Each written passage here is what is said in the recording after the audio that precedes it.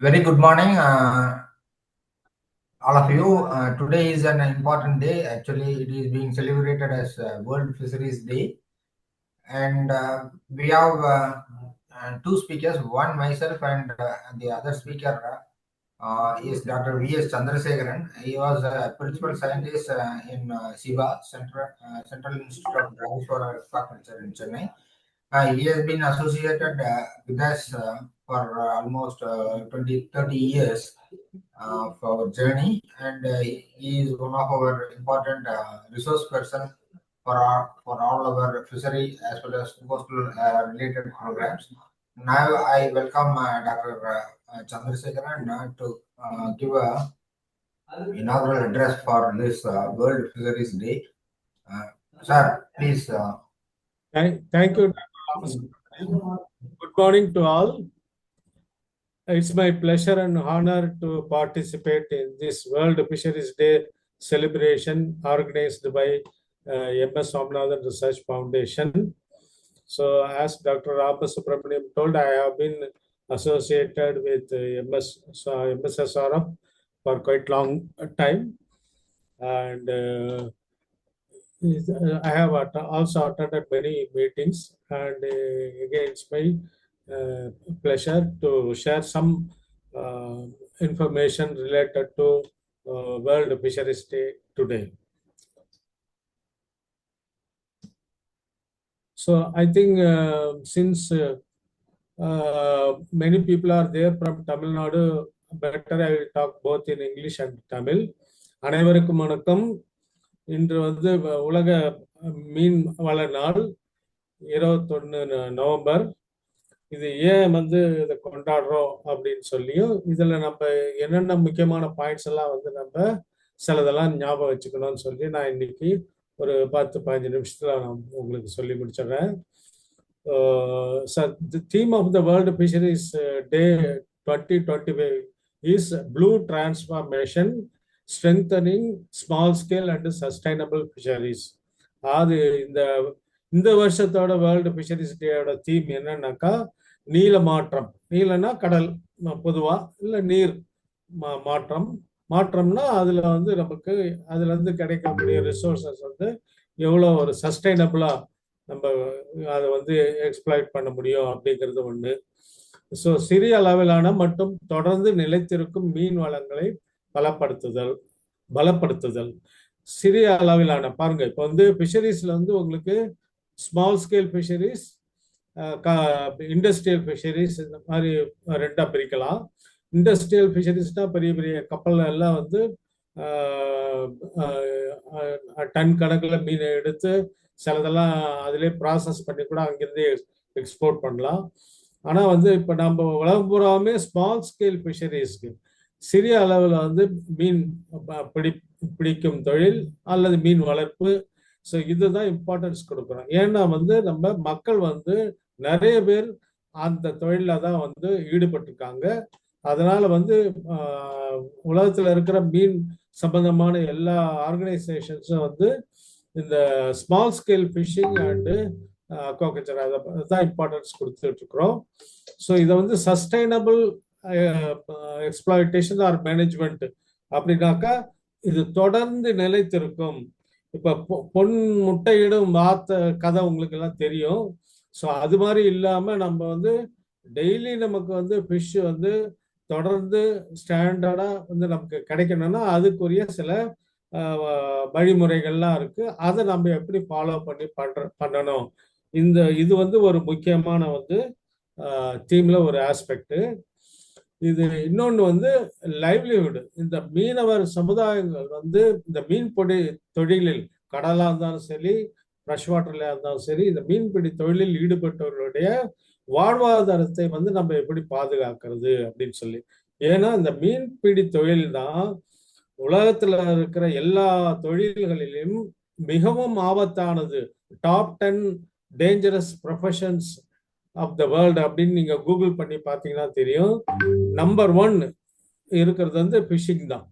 ஃபிஷிங்ல தான் வந்து கிட்டத்தட்ட வருஷத்துக்கு 24,000 மீனவர்கள் வந்து இறந்து போகிறாங்கன்னு சொல்லி டேட்டா சொல்லுது. ஏன்னாக்கா மெயினா வந்து நம்ம ஓப்பன் மோஸ்ட்லி கடல்ல மீன் பிடிக்க போறவங்க வந்து அந்த வெதர் கண்டிஷன்ஸ், ஏன்னா எப்ப வந்து புயல் அடிக்கும் என்னன்னு தெரியாது. அதனால வந்து அப்படியே தெரிஞ்சாலுமே அது வந்து நம்ம போகாம தான் இருப்போம். கவர்மெண்ட் வந்து நம்மள வந்து போகக்கூடாதுன்னு சொல்லுவாங்க, நம்மளும் போகாம தான் இருப்போம்.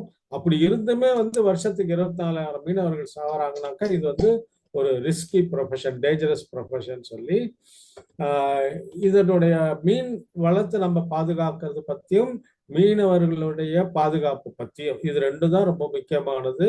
இதுக்கு தான் வந்து வேர்ல்டு ஃபிஷரிஸ் டே வந்து 1997ல இது சம்பந்தமான தலைவர்கள், உலகம் பூரா இருக்கிற ஆர்கனைசேஷன்ஸ் எல்லாருமே சேர்ந்து world forum of fish harvesters and fish workers, வேற எந்த ஊர்ல இல்லை, நம்ம இந்தியாவில் டெல்லியில தான் அந்த முத முடிவு எடுத்தாங்க 1997ல. நம்ம ஒவ்வொரு வருஷமும் இந்த தீமை வந்து நம்ம எம்பசைஸ் பண்ணி இதை வந்து நம்ம ஒரு வருஷம் கொண்டாடணும் அப்படின்னு சொல்லி.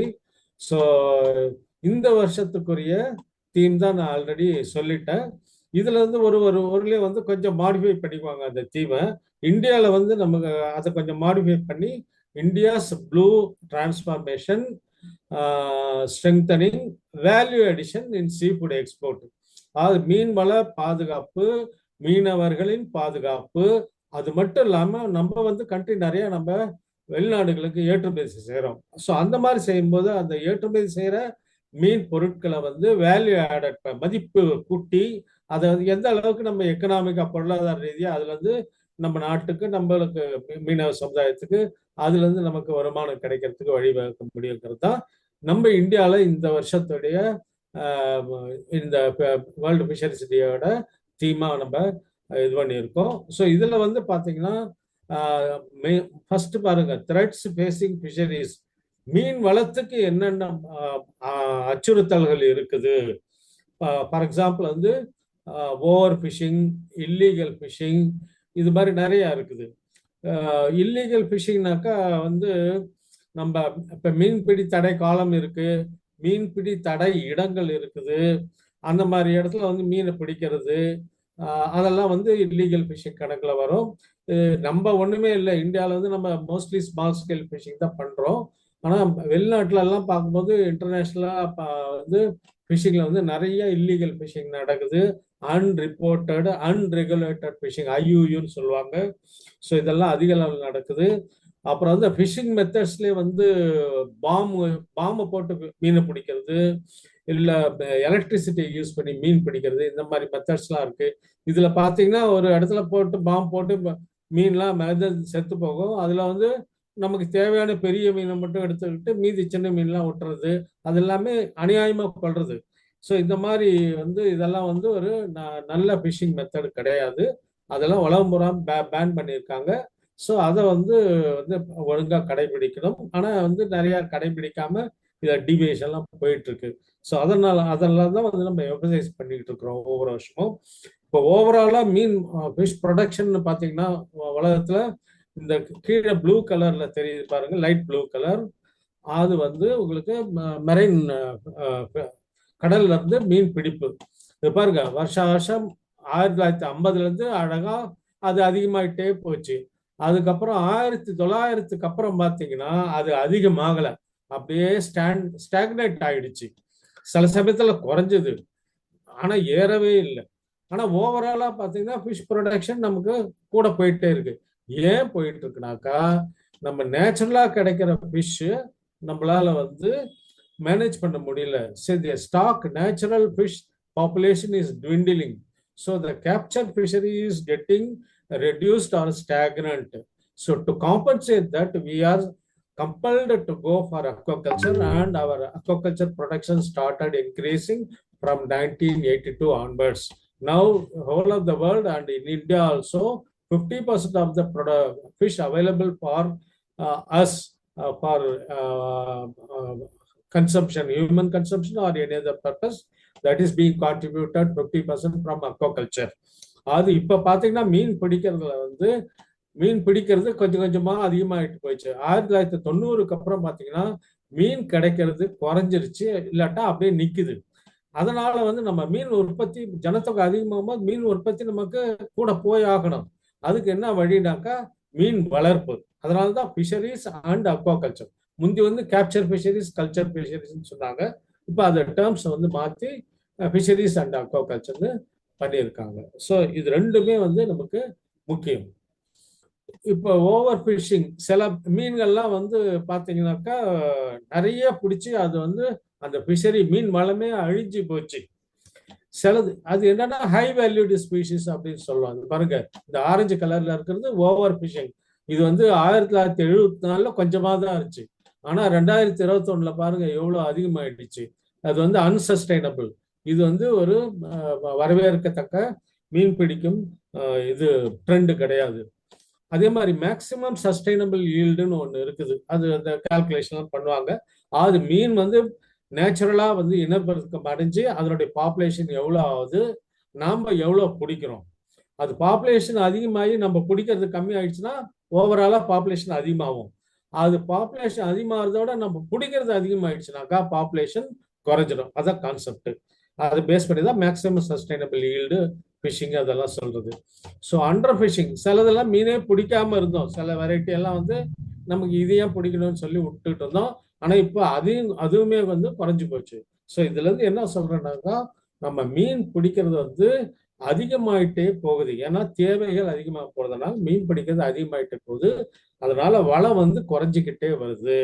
இது வளம் வந்து நம்ம மீன் பிடிக்கிறத மட்டும் குறையறது இல்லை, கிளைமேட் சேஞ்சினால, பொல்யூஷன், இந்த மாதிரி நிறைய ரீசன்னால வந்து மீன் வளம் குறைஞ்சிக்கிட்டு வருது. ஸோ இது நம்ம இந்தியாவில் வந்து கிட்டத்தட்ட 11,000 கிலோமீட்டர் அந்த அந்தமான் நிக்கோபார் எல்லாமே சேர்த்து 11,000 கிலோமீட்டர் நமக்கு வந்து கோஸ்ட் லைன் இருக்கு, கடற்கரை இருக்கு. அதுல வந்து உங்களுக்கு ஃபிஷ் அந்த நம்பர் ஆஃப் ஃபிஷிங் சென்டர்ஸ் அந்த டீடைல்ஸ்லாம் இது வந்து CMFRI, central marine fisheries research institute அவங்களோட டேட்டா. ஸோ கிட்டத்தட்ட 3,200 மெரைன் ஃபிஷிங் வில்லேஜஸ் இருக்கு. ஸோ நிறைய அது டேட்டா இருக்கு. பெர் கேப்டா கன்சம்ஷன் எவ்வளோ, ஆன் அண்ட் ஆவரேஜ் நம்ம வந்து மீன் சாப்பிட்றது வந்து 10-11 கிலோகிராம்ஸ் பர் ஹெட் தான். ஓகேங்களா? இப்போ வெஸ்ட் பெங்கால், கேரளாவில் கொஞ்சம் கூட இருக்கலாம். ராஜஸ்தான், குஜராத்லாம் ரொம்ப வந்து கம்மி. ஸோ மீன் நம்ம சாப்பிட்றது, மீன் வந்து ஒரு நியூட்ரிஷனல் ரிச் இது, சத்து மிகுந்த உணவு. உலகத்தில் 30% வந்து புரோட்டீன் இது வந்து சப்ளை பண்ணுறது மீன் தான். ஸோ தமிழ்நாடை எடுத்துக்கிட்டிங்கன்னா கிட்டத்தட்ட 1,100 கிலோமீட்டர்னு வச்சுக்கோங்களேன். ஸோ அதில் வந்து number of fishing villages 573 fishing villages இருக்கு, 400 சொச்சம் லேண்டிங் சென்டர் இருக்கு, அப்புறம் 8 லட்சம் ஃபிஷர்மேன் பாப்புலேஷன் இருக்காங்க. இது ஆக்சுவலாக ஃபிஷிங் பண்ணுறவங்க மட்டும் இல்லை, அது அலைடு ஃபீல்டு, அதாவது ஃபிஷ் ப்ராசஸிங் அந்த மாதிரி அது ரிலேட்டட் இதுலேயே வந்து இன்னும் நிறைய பேர் இருக்காங்க. அதாவது மீன் வளம், மீன் பிடி தொழில் இது சம்பந்தமா நிறைய மக்கள் இருக்கிறாங்க. ஸோ அவங்களுடைய வாழ்வாதார பாதுகாப்பு, மீன் வளம் ரெண்டுத்தையும் நம்ம வந்து பாதுகாக்க வேண்டியது அவசியம். இதுல என்னென்ன இஷ்யூஸ் நிறைய இருக்குது. இப்போ ஸ்டாக்னேஷன் ஆஃப் ப்ரொடக்ஷன்னா இதான் முதல்ல சொன்னேன். நம்ம வந்து சைனா தான் வந்து உலகத்துல மொத்தம் வந்து வேர்ல்டு ஃபிஷ் ப்ரொடக்ஷன் பார்த்தீங்கன்னா 223 மில்லியன் டன்ஸ். 1 மில்லியன்னா 10 லட்சம். ஓகே, அதுல வந்து சைனா வந்து 1/3 நியர்லி 70 மில்லியன் டன்ஸ் வந்து அவங்க தான் ப்ரொடியூஸ் பண்றாங்க. அதுக்கப்புறம் தாய்லாந்து, அதுக்கப்புறம் மூணாவது நம்ம இந்தியா இருக்கிறோம், சாரி இந்தோனேஷியா, அதுக்கப்புறம் இந்தியா, அதுக்கப்புறம் இன்னும் சில கண்ட்ரிஸ் இருக்கு. ஸோ இப்போ எல்லாமே பார்த்தீங்கன்னா உங்களுக்கு ஓவராலாக நம்ம இந்தியாவில் வந்து 10 மில்லியன் டன்ஸ் இருக்கு. இப்போ வந்து 50% முதல்லலாம் ஃப்ரெஷ் வாட்டர்லேருந்து மீன் கிடைக்கிறது ரொம்ப குறைவு. பட் இப்போ வந்து நமக்கு ஃப்ரெஷ் வாட்டர் தான் 50% சப்ளை கொடுக்குது. So marine fish production has dwindled. So it is expected to be 5.3, but we are getting only 3.5 to 4 billion tons. So stagnation ப்ரொடக்ஷனை வந்து, நேச்சுரல் ஃபிஷ் ப்ரொடக்ஷனை வந்து மீன் வளத்தை எப்படி how we have to enhance, அது ஒன்று. Climate change is a big subject. Okay, அது எல்லாத்தையுமே affect பண்ணுது, ஃபிஷரிஸ் செக்டாரையும் அஃபெக்ட் பண்ணுது.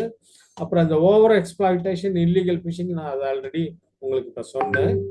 ஸோ இது இல்லாமல் எக்கனாமிக் இன்இக்வாலிட்டி. இப்போ ஃபிஷிங் செக்டாரில் வந்து ஒரு சில செக்டார்ஸ் மட்டும் அவங்க அந்த இன்கம் வந்து அவங்களுக்கு நிறைய போகுது.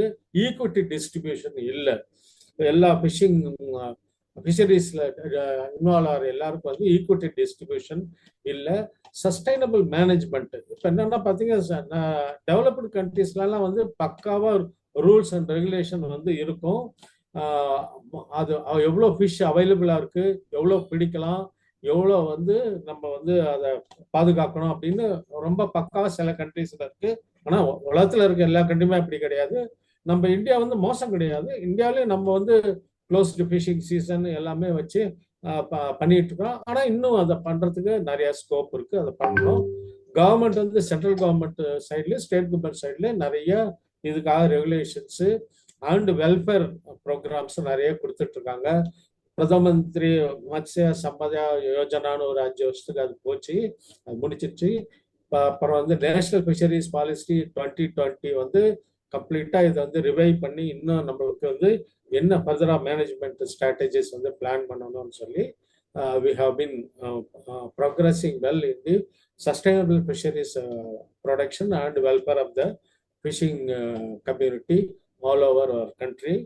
ஸோ இப்போ எங்கள் ICR institute, CIBA central institute of brackish water aquaculture, CMFR central marine fisheries research institute, இது மாதிரி ஃபிஷரிஸ் இன்ஸ்டியூட் ரிசர்ச் இன்ஸ்டியூட்ஸ், அப்புறம் வந்து ஃபிஷரிஸ் காலேஜஸ், யூனிவர்சிட்டிஸ் இந்தியாவில் நிறைய இருக்கு. இப்போ நாங்கள் எல்லாருமே வந்து இந்த மாதிரி சஸ்டைனபிள் ஃபிஷிங்க்கு தான் மெயினாக வந்து தீமாக வச்சு, ஸோ எக்கனாமிக் சஸ்டைனபிலிட்டி, சோஷியல் வந்து ஃப்ரெண்ட்லியாக இருக்கணும், என்விரான்மெண்ட் ஃப்ரெண்ட்லியாக இருக்கணும்.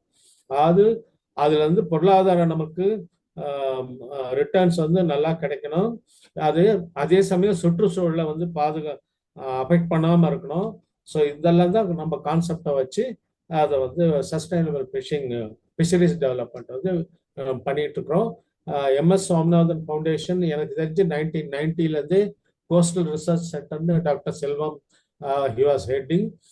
அப்புறந்தே வந்து இவங்க கொஞ்சம் கொஞ்சமாக இந்த ப்ரோக்ராமை கொண்டு வந்தாங்க. அதுக்கப்புறம் லேட்டர் ஃபிஷ் ஃபார் ஆல் கொண்டு வந்து அதில் வந்து நிறைய ப்ரோக்ராம்ஸ், ஏன்னா நான் பார்த்துக்கிட்டே இருக்கிறேன் ஒவ்வொரு தடையும் நிறைய ப்ரோக்ராம்ஸ், பர்டிகுலர்லி ஃபிஷர் விமன், அவங்களுக்கு வந்து நிறைய வந்து இதெல்லாம் ட்ரைனிங்லாம் கொடுத்து எக்ஸலண்ட்டாக பண்ணிட்டு இருக்காங்க.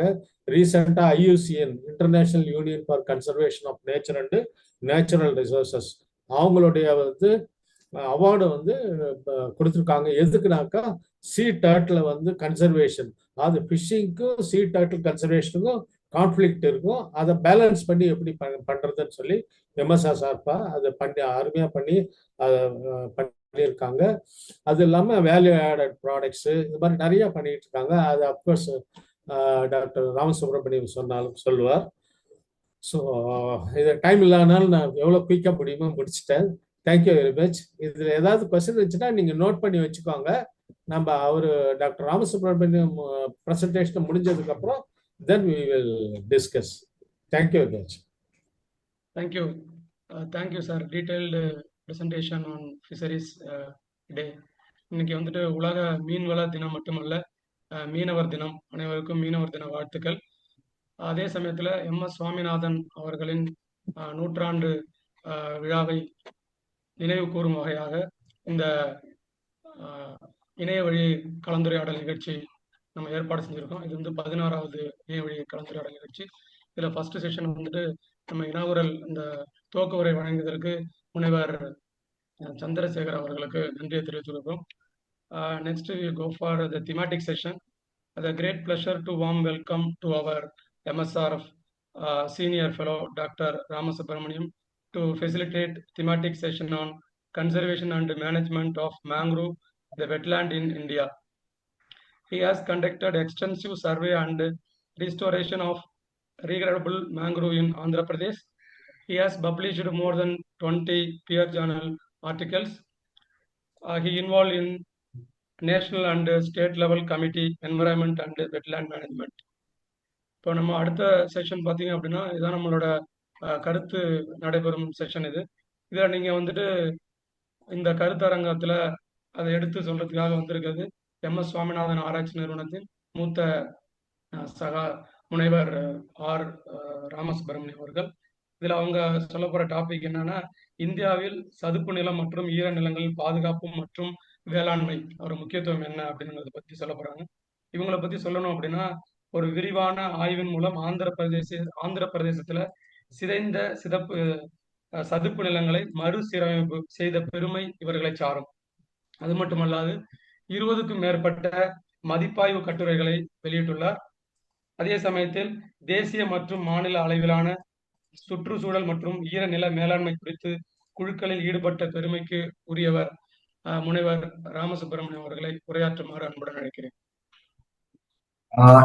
நன்றி தமிழ். நான் பேசுறது கேக்குங்களா? கேக்குது sir.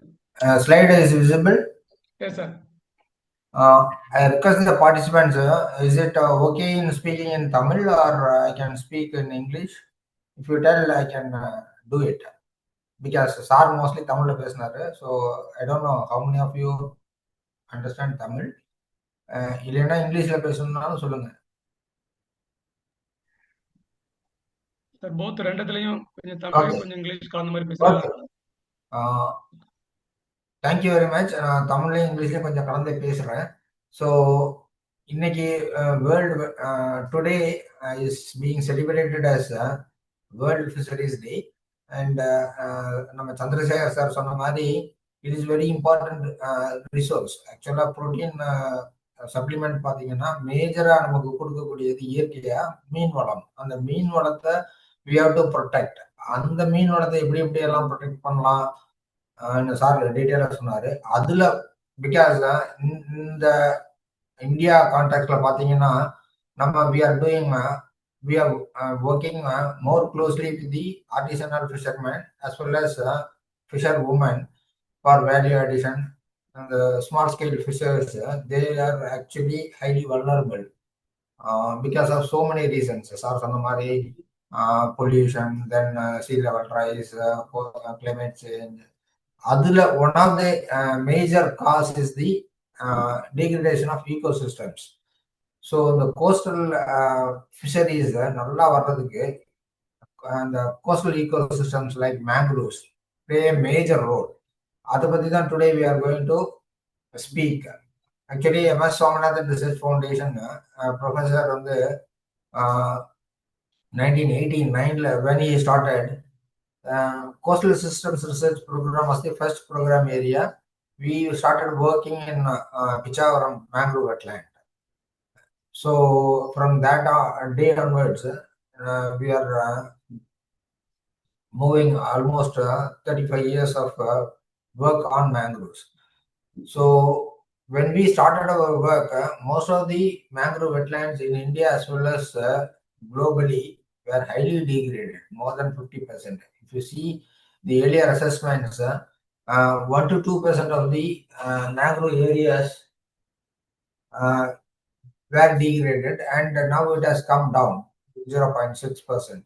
So because of various efforts, and most of the countries started protecting the wetland by declaring as either community reserve or reserve forest or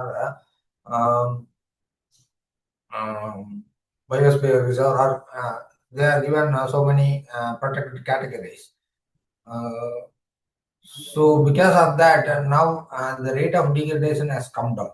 so இந்த முக்கியமான பார்த்தீங்கன்னா இந்த மீன் வளம் பெறுகிறதுக்கு நமக்கு கடல் ஓரத்தில் இருக்கிற தாவரங்கள் இல்லைன்னா இந்த சீகிராஸ் பெட்ஸு, மேங்க்ரூவ்ஸு, இதெல்லாம் ரொம்ப ரொம்ப நமக்கு இம்பார்ட்டன்ட். இது இருந்தால் தான் நம்ம கோஸ்டல் ஏரியாவில் மீன் வளம் நல்லா பெருகும்.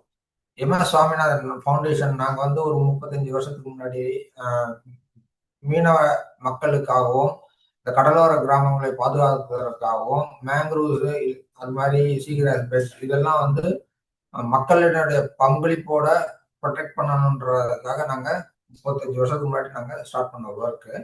ஸோ நம்ம if you see the Indian cost, நமக்கு இந்தியாவில் பார்த்தீங்கன்னா 7500 கிலோமீட்டர் நீளமான கடல் கரை பகுதி இருக்குது. இப்போ ரீசெண்டாக வந்து அதை வந்து மாற்றிருக்கிறாங்க கவர்மெண்ட் ஆஃப் இந்தியா. ஏன்னா கடற்கரை ஒன்றும் பெருசாக போடலை, பட் கரெக்டாக மதிப்பீடு செஞ்சு now it has come to 11,098 kilometre. அவ்வளோ கடல் பரப்பு நம்மகிட்ட இருக்குது. ஸோ நம்ம கிட்ட பார்த்தீங்கன்னா 25 கோடி மக்கள் வந்து கடலோர பகுதியில் ரொம்ப வசிக்கிறாங்க. ஏன்னா this area is highly productive. இங்க நீங்க பார்த்தீங்கன்னா இயற்கை வளங்கள் ரொம்பவே இருக்குது. நல்ல தண்ணி கிடைக்கும், கடல் கடல் இருக்குது, எஸ்டோரி இருக்குது. இந்த மாதிரி ரொம்ப ப்ரொடக்டிவிட்டி, அது மாதிரி இண்டஸ்ட்ரீஸ், ஹார்பர் இதெல்லாமே வந்து கடற்கரையில் பார்த்தீங்கன்னா எல்லா ஊர்லேயும், நாட் ஓன்லி இந்தியா, என்டையர் குளோப்ல பார்த்தீங்கன்னா நிறைய பாப்புலேஷன் வந்து இந்த கடல் ஓரத்தில் தான் இருப்பாங்க. ஏன்னா இங்க வந்து வளங்கள் ரொம்ப அதிகம். அதனால பாப்புலேஷன் பார்த்தீங்கன்னா இங்க ரொம்ப திக்கா இருக்கும். அது இல்லாம நம்ம வந்து கோஸ்டல் ஏரியாஸ் வந்து ஹைலி ப்ரொடக்டிவ். அக்ரிகல்ச்சர் எடுத்தா கூட நம்மளுடைய டெல்டா மாவட்டங்கள் அது வந்து நிறைய உற்பத்தி அதிகமாகக்கூடிய ஏரியா. ஸோ அதே மாதிரி ஆந்திரா எல்லா ஊர்லயும் பார்த்துக்கிட்டீங்கன்னா டெல்டா ஏரியாஸ் நல்ல ரிச் இன் ப்ரொடக்ஷன். அது மாதிரி it is also highly vulnerable to disasters. இப்போ சைக்ளோனு, சுனாமி எது வந்தாலும் ஃபர்ஸ்ட் அஃபெக்ட் ஆகுறது நம்ம கோஸ்டல் உள்ள வில்லேஜஸ் தான். ஸோ எர்லியர் நம்ம கேள்விப்பட்டிருப்போம் 1964ல் அந்த ராமேஸ்வரத்தில் அந்த சைக்ளோன்ல என்டையர் தனுஷ்கோடி தீவியை அடிச்சிருச்சு. அதே மாதிரி 1977ல் ஆந்திராவில் திவிசிமான்னு ஒரு பகுதி, அதாவது மச்சிலிப்பட்டினம் அந்த ஏரியாவில் ஒரு சைக்ளோன் வந்தது. அப்போ வந்து கடல் பக்கத்தில் if you see there is a light house. அதில் வாட்டர் ஹைட் வந்து it has come up to 32 feet. So just imagine எவ்வளோ தூரம் உப்பு தண்ணியும் கடலுக்குள்ள வந்திருக்கும், நிலத்துக்குள்ள வந்திருக்குன்ற. அப்போ 10,000க்கு மேலே இறந்துட்டாங்க. 10,000ன்றது official record, more than that. அது மாதிரி லைவ்லிஹுட், லைவ் ஸ்டாக் பார்த்தீங்கன்னா மோர் தென் 2 lakh கேட்டில் எல்லாமே கம்ப்ளீட்டாக காலி ஆயிடுச்சு. பட் அப்போ வந்து because most of them are living in huts. So அதனால அந்த வாட்டரோட வந்து அந்த ஹட்ஸ் எல்லாம் இடிஞ்சதுனால the casualties were very high. But now because of preparedness as well as the recent settlements in concrete houses has reduced the impact of disasters. But the livelihood assets and other loss is more or less same, or it has increased. So இதெல்லாம் protect பண்றதுக்கு நமக்கு வந்து coastal resources like நேச்சுரலா இருக்கிற mangroves, salt marshes, tropical evergreen forest இதெல்லாமே நம்ம கடற்கரை ஓரங்களில் இருக்குது. கோரல் ரீவ்ஸ் இதெல்லாமே, சாண்ட் டியூன்ஸ் இதெல்லாமே நமக்கு வந்து நல்லா ப்ரொடெக்ட் பண்ணும். ஸோ இது ப்ரொடெக்ட் பண்றதுனால இந்த டிசாஸ்டர்ல இருந்து நம்ம வந்து பாதுகாக்கப்படும். அது இல்லாம இந்த ஈகோ சிஸ்டம்ஸ் வந்து ஹைலி ப்ரொடக்டிவ். அது மீன் வளம் பெறுகிறதுக்கு இது வந்து important ecosystems like mangroves, அது பிறகு சால்ட் மார்சஸ் இதெல்லாம் வந்து அந்த டெட்ரேட்டர்ஸ்னு சொல்லுவாங்க. அது மீன்களுக்கு வேணுங்கிற ஃபுட்டு இதெல்லாமே சீவீடு, சீ கிராஸ் இதெல்லாமே அதுக்கு கொடுக்கறதுனால இந்த மீன் வளம் வந்து பெருகும். மீன் வளம் பார்த்தீங்கன்னா கடல்ல இருக்கிற பெரிய பெரிய மீன் கூட இந்த குஞ்சு பொரிக்கிறதுக்காகவோ கடல் ஓரத்துக்கு வரும். இங்க வந்து கொஞ்ச நாள் வந்து அந்த லார்வா சொல்லுவாங்க, சின்ன லார்வா, அது வந்து கொஞ்ச நாள் இங்கதான் வளரும். ஏன்னா இங்க வந்து அதுக்கு தேவையான ஆகாரங்கள் ரொம்ப இருக்குது. கடலுக்குள்ள பாத்தீங்கன்னா it will be very difficult to find the feed. ஏன்னா அது டிட்ரேட்டர்ஸ், ஏன்னா சின்ன ஆர்கானிசமா லாபு, அதுக்கு பெரிய பெரிய இதெல்லாம் பிடிச்சி சாப்பிட முடியாது. அதனால இட் நீட்ஸ் டயட்டம்ஸ் இல்லை ஃபைட்டோ பிளான்டான், ஜூ பிளான்டான், அதை தான் அதை கன்சியூம் பண்றதுனால இந்த கோஸ்டல் ஈகோசிஸ்டம்ஸ் வந்து very very important for the fisheries. இன்னைக்கு வந்து தீமை கூட ஸ்மால் ஸ்கேல் ஃபிஷரிஸை தான் நம்ம ப்ரொடெக்ட் பண்ணணும். இந்த ஸ்மால் ஸ்கேல் ஃபிஷரியை வந்து நல்லா இம்ப்ரூவ் பண்றதுக்கும் அதை சஸ்டைன் பண்றதுக்கும் இந்த கோஸ்டல் ரிசோர்சஸ் வந்து ரொம்ப வெரி வெரி இம்பார்ட்டன்ட்.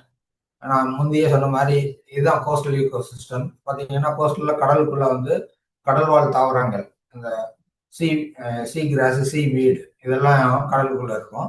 இந்த தாவரங்கள் வந்து போட்டோசிந்தசிஸ் மூலமா கார்பன் டை ஆக்சைடு எடுத்துட்டு அங்க வந்து கார்பனை ஸ்டோர் பண்ணும்.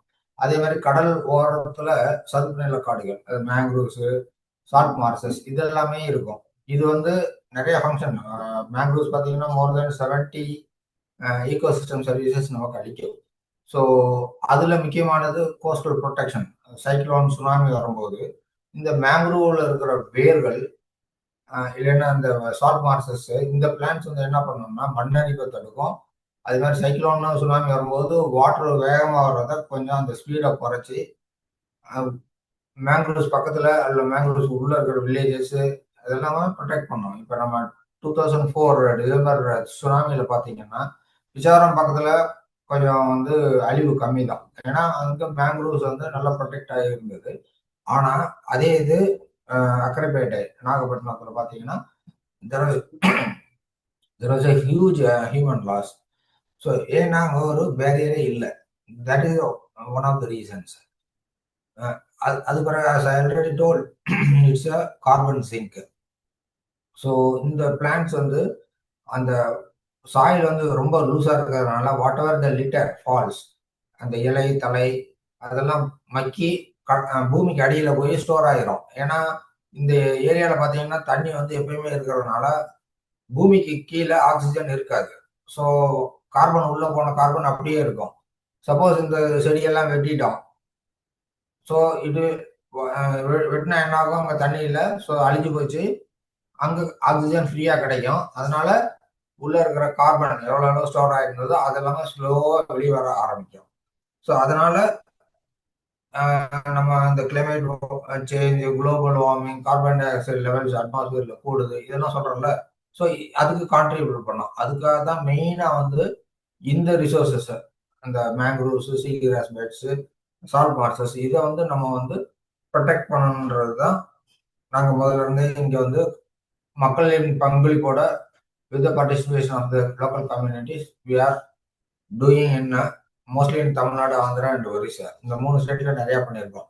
இது வந்து ஜஸ்ட் யூ கேன் இமேஜின் இந்த ட்ராபிக்கல் ஃபாரஸ்ட்ன்றது லாஸ்ட்ல இருக்கு பார்த்தீங்களா, அதுல வந்து கார்பன் வந்து சீக்வெஸ்ட் பண்றது ரொம்ப ரொம்ப ரொம்ப மினிமம். ஸோ நம்ம வீட்டுக்கிட்ட இருக்கிற மரங்கள், தென்னை மரம், எல்லா மரமும், காடுகள், இது எல்லாமே கார்பன் வந்து ஸ்டோர் பண்ணாது. ஜஸ்ட் அந்த செடியில மட்டும்தான் கார்பன் இருக்கும், கிரவுண்டுக்குள்ள ரொம்ப கார்பன் போகாது. ஆனா இந்த கடல் தாவரங்கள் இருக்குல்ல, சீகிராஸ், மேங்க்ரூவ், சால்ட் மார்சஸ், இதுல பாத்தீங்கன்னா கார்பன் வந்து ரொம்ப சாயில்லையும் அந்த பயோமாஸ்லயும் ரொம்ப அதிகமா இருக்கும். இதுல மேங்க்ரூவ்ஸ்ல ரொம்ப அதிகம், அதுக்கடுத்து சால்ட் மார்ஸ், அதுக்கு பிறகு சீகிராஸ் பெட்ஸ். எவ்வளவு டன் பாருங்க, 8 tons, more than 8 tons of carbon டை ஆக்சைடை உள்ள இழுத்து ஒரு ஹெக்டர்ல ஒரு வருஷத்துக்கு அது மேங்க்ரூவ்ஸ், சால்ட் மார்ஸ் வச்சுக்கணும். So mangrove ecosystems wherever the temperature is warm, நமக்கு எங்க வார்மா இருக்கணும், பூமத்திய ரேகைக்கு 30 degrees நார்த் அண்ட் சவுத். இதுல வந்து வெப்பமண்டலம்னு சொல்லுவாங்க, ட்ராபிக்கல் கண்ட்ரிஸ், அதுக்கப்புறம் சப் ட்ராபிக்கல், அதுக்கு மேல. ஸோ இந்த ஏரியால தான் மேங்க்ரூவ்ஸ் ரொம்ப வரும். ஏன்னா இதுக்கு மெயினா வந்து டெம்பரேச்சர் வேணும். அதே மாதிரி போலார் ரீஜன்ஸ் எல்லாம் you can find mangroves. So ஜென்ரலா இது வந்து ஈக்குவட்டோரியலுக்கு, பூமத்திய ரேகைக்கு அந்த சைடு இந்த சைடு தான் மேங்க்ரூவ்ஸ் நிறைய இருக்குது. ஸோ இதனுடைய முக்கியமான ஃபங்க்ஷன்ஸ் என்னன்னு பார்த்தீங்கன்னா, ஆல்ரெடி நான் சொன்ன மாதிரி மீன் வளம், அது பிறகு கோஸ்டல் ஏரியாவை இந்த டிசாஸ்டர், சைக்ளோனு, சுனாமி இந்த மாதிரி வரும்போது இது வந்து ப்ரொடெக்ட் பண்ணும். அது இல்லாமல் இந்த வேர்கள் வந்து ரொம்ப ஸ்ட்ராங்கா பூமிக்குள்ளேயும் பூமிக்கு லேட்டர்லையும் போய் இருக்கிறதுனால மண்ணை நல்லா கெட்டியா பிடிச்சுக்கிடும். அதனால எரோஷனை கண்ட்ரோல் பண்ணும். ஈவன் செடிமெண்டேஷன், அதாவது ஆத்துல இருந்து வர்ற சின்ன சின்ன மண் துகள்கள் இருக்குல்ல, அது கடல்ல இருந்து வர்ற மண் துகள்கள், இதெல்லாமே அந்த அந்த வேர்கள் வந்து நல்லா பிடிச்சு அங்க வச்சுக்கிடும், அலை அடிச்சுட்டு போக விடாம. ஸோ அதனால அந்த நிலம் ஃபார்மேஷன் பெரிய ஹெல்ப் பண்ணும். அது இல்லாம நம்ம மீனவர்களுக்கு தேவையான மீன்கள், அவங்களுக்கு தேவையான விறகு, டிம்பர், இது எல்லாமே அது கொடுக்குது. அது மாதிரி இந்த கல்ச்சுரல் வேல்யூஸ் பார்த்தீங்கன்னா நிறைய ஊர்ல மேங்க்ரூவ்ஸ்ல சின்ன சின்ன டெம்பிள்ஸ் இருக்குது, சேக்ரெட் சைட்ஸ் அது சொல்றாங்க. டூரிசம், பிச்சாவரம் பார்த்தீங்கன்னா அது நல்ல ஒரு டூரிசம். ஆந்திராவில் பார்த்தீங்கன்னா காக்கிநாடால கொரிங்கா வைல்ட் லைஃப் சேங்சுரி, அங்கெல்லாம் பார்த்தீங்கன்னா ஒரு நாளைக்கு நேரடி 1 லட்சம் ரூபாய்க்கு அங்கே இன்கம் வர மாதிரி டூரிசம் நல்லா டெவலப் ஆயிருக்கு. ஸோ அப்போ இந்த மேங்க்ரூவ்ஸ் வந்து நிறைய ஹனி, சுந்தர்பன்ஸ் போனீங்கன்னா நிறைய ஹனி வந்து ஃபேமஸ். ஆக்சுவலாக அதுக்கு ஜிஐ டேக் எல்லாம் இருக்குது. It is one of the best honeys available throughout the world. So அது மாதிரி fuel wood, charcoal, these are all the substances we derive from the mangrove forest. then it supports actually the mangrove act as a filter. கடல்ல இருந்து வர தண்ணி, அது பிறகு இங்கிருந்து வர தண்ணியில pollution, nutrients, particularly agriculture run ஆஃப்ல வர நைட்ரஜன், பாஸ்பரஸ், பொட்டாசியம் இதெல்லாம் நிறைய இருக்கும். இதெல்லாம் these plants are able to withdraw from the water and அந்த வாட்டர் வந்து கொஞ்சம் நல்லா சுத்தப்படுத்தி கடலுக்கு போக உபயோகமா இருக்குது. அது இல்லாம அந்த ஆல்ரெடி சொன்ன மாதிரி இந்த கார்பன் டை ஆக்சைடை எடுத்துட்டு கார்பனை உள்ள சாயலுக்கு கீழே வச்சிருக்கிறதுனால நல்லாவே நமக்கு ஆக்சிஜன் லெவல்ஸ் கொஞ்சம் குறையிறதுக்கு அட்மாஸ்பியர்ல ஒரு சந்தர்ப்பம் இருக்குது. அதனாலதான் இந்த வெட்லேண்ட்ஸை நம்ம வந்து ரொம்ப ப்ரொடெக்ட் பண்ணணும். அது இல்லாம நாங்க MS Swaminathan research foundation first start பண்ணும்போது ஒன்னு மேங்க்ரோவ் கன்சர்வ் பண்றதும், இன்னொன்னு இந்த தாவரங்கள் வந்து உப்புலையும் தண்ணிக்குள்ளேயும் வளர்றதுனால இதுல இருக்க ஜீன் எடுத்து அரிசிலையோ வேற இதுலயோ பிளான்ட் நம்ம உள்ள பூத்துனா நம்ம இப்ப இருக்கிற ரைஸ் எல்லாமே உப்பு தண்ணியில வளராது. நாங்க அது மாதிரி ஒரு ஆராய்ச்சி முன்னெடுத்து அதுல வந்து வெற்றி அடைஞ்சிருக்கோம். அந்த பிராண்ட் அந்த வெரைட்டி வந்து இன்னும் வெளியே வரல, பட் எங்ககிட்ட இருக்குது. அந்த அந்த பிளான்ட் வந்து உப்புல கூட நல்லா வளரும் அந்த பேடி. ஸோ இதுதான் ஒரு ஃபுட் வெப். மேங்க்ரோவ் ஈகோசிஸ்டத்துல பாத்தீங்கன்னா ஃபுட் வெப் எப்படி இருக்குன்னா, நான் சொன்ன மாதிரி இந்த மரத்துல இருந்து வர லிட்டர் வந்து கீழே போய் அதை வந்து மீன்கள், மீன் குஞ்சுகள், நண்டு இந்த மாதிரி எல்லாம் சாப்பிட்டுட்டு அந்த சின்ன சின்ன ஜூபலண்டான அந்த குஞ்சுகளையும் பெரிய பெரிய ப்ரெடேட்டர்ஸ் கார்னிவோரஸ் ஃபிஷஸ் அது சாப்பிட்டு அதை மீனவர்கள் பிடிச்சு இது ஒரு ஃபுட் வெப். சப்போஸ் இங்க மேங்க்ரோவ்ஸே இல்லைன்னு வச்சுருக்காங்களேன், தி என்டையர் சைக்கிள் அதுல பெரிய ப்ரெடேட்டர் இருக்காது, பெரிய மீன்கள் வராது, ஃபிஷர்மேன் பாப்புலேஷனுக்கு வந்து மீன்கள் கிடைக்காது. அதனாலதான் வெரி இம்பார்ட்டன்ட். இதுதான் வந்து மேஜரா வந்து பிரைமரி ப்ரொடியூசர்.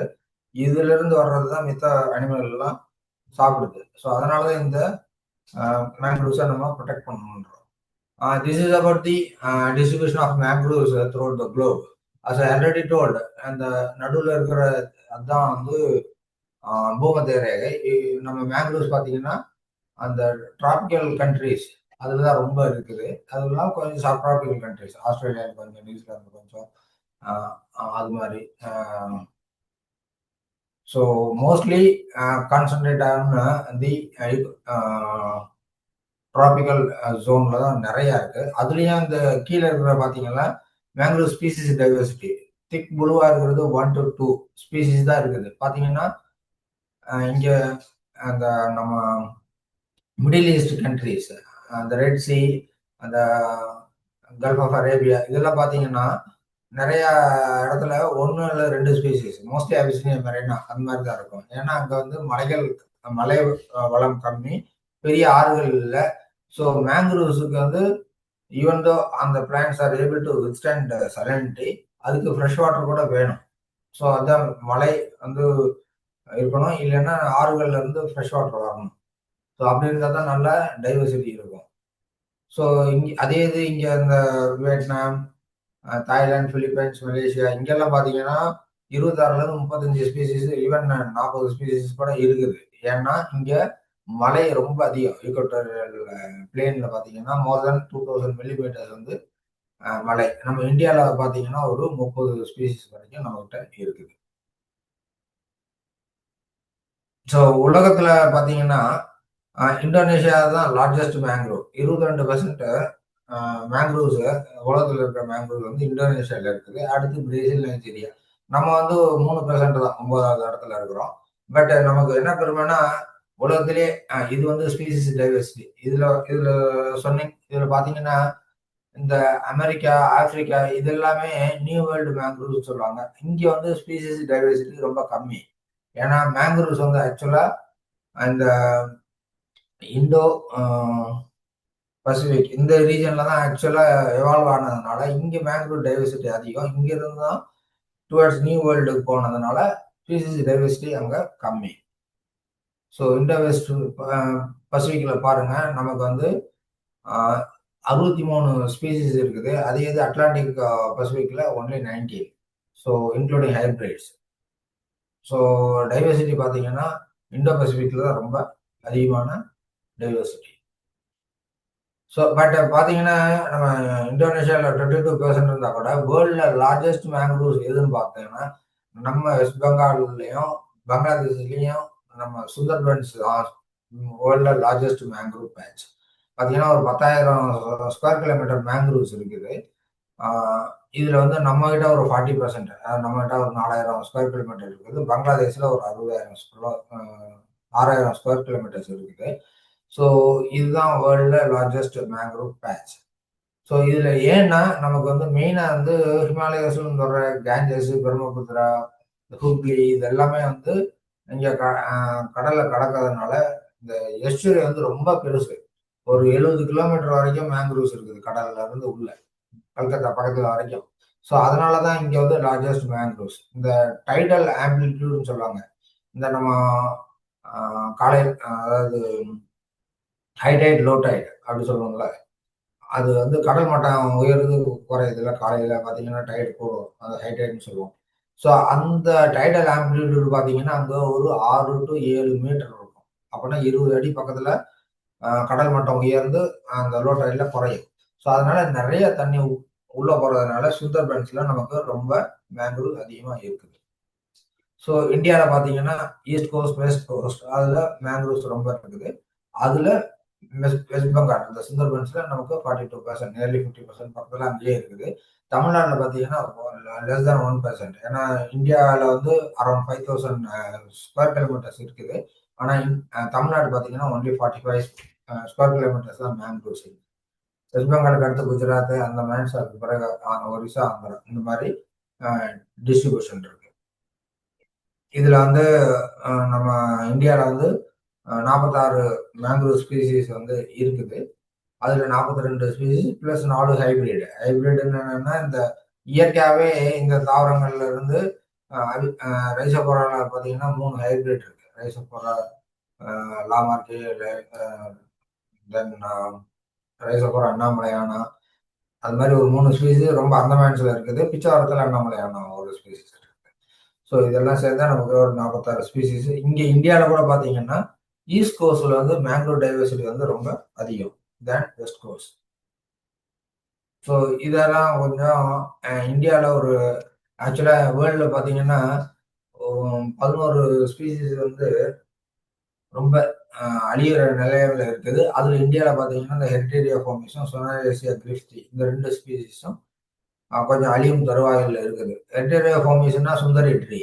அது வந்து ஏன் அழியுதுன்னா ஃப்ரெஷ் வாட்டர் ஃப்ளோ கம்மியாயிருச்சு. ஏன்னா டேமு, அது பிறகு கொஞ்சம் சில்டேஷன் இது மாதிரி இருக்கிறதுனால இந்தியாவில் பகுதியில் இருக்கிற அந்த ஹெரிட்டேரியா ஃபார்மேஸ் அந்த சுந்தரி ட்ரீ வந்து கொஞ்சம் கம்மியாயிருச்சு. But Bangladesh side water flow கொஞ்சம் அதிகமாக இருக்கிறதுனால அங்கே நம்மளோட கொஞ்சம் ஹெரிட்டேரியா ஃபார்மேஸ் கொஞ்சம் அதிகமாகவே இருக்கு. ஸோ இந்த மேங்க்ரூவ் தாவரங்கள் எந்த என்விரான்மெண்ட்ல வளரும்னா உங்களுக்கு நல்லாவே தெரியும். கடலோரத்துல, நதி முகதாரத்துல அங்க வந்து தண்ணி உப்பா இருக்கும். ஹை டைட், லோ டைட்ல முழுகும். ஸோ அதனால இந்த பிளான்ட்ஸுக்கு வந்து கொஞ்சம் அடாப்டேஷன்ஸ் அந்த அந்த இடத்துல வளர்றதுக்கு இயற்கையா கொடுத்த இல்லைன்னா கடவுள் கொடுத்த வரம் எப்படின்னு வச்சுக்கலாம்.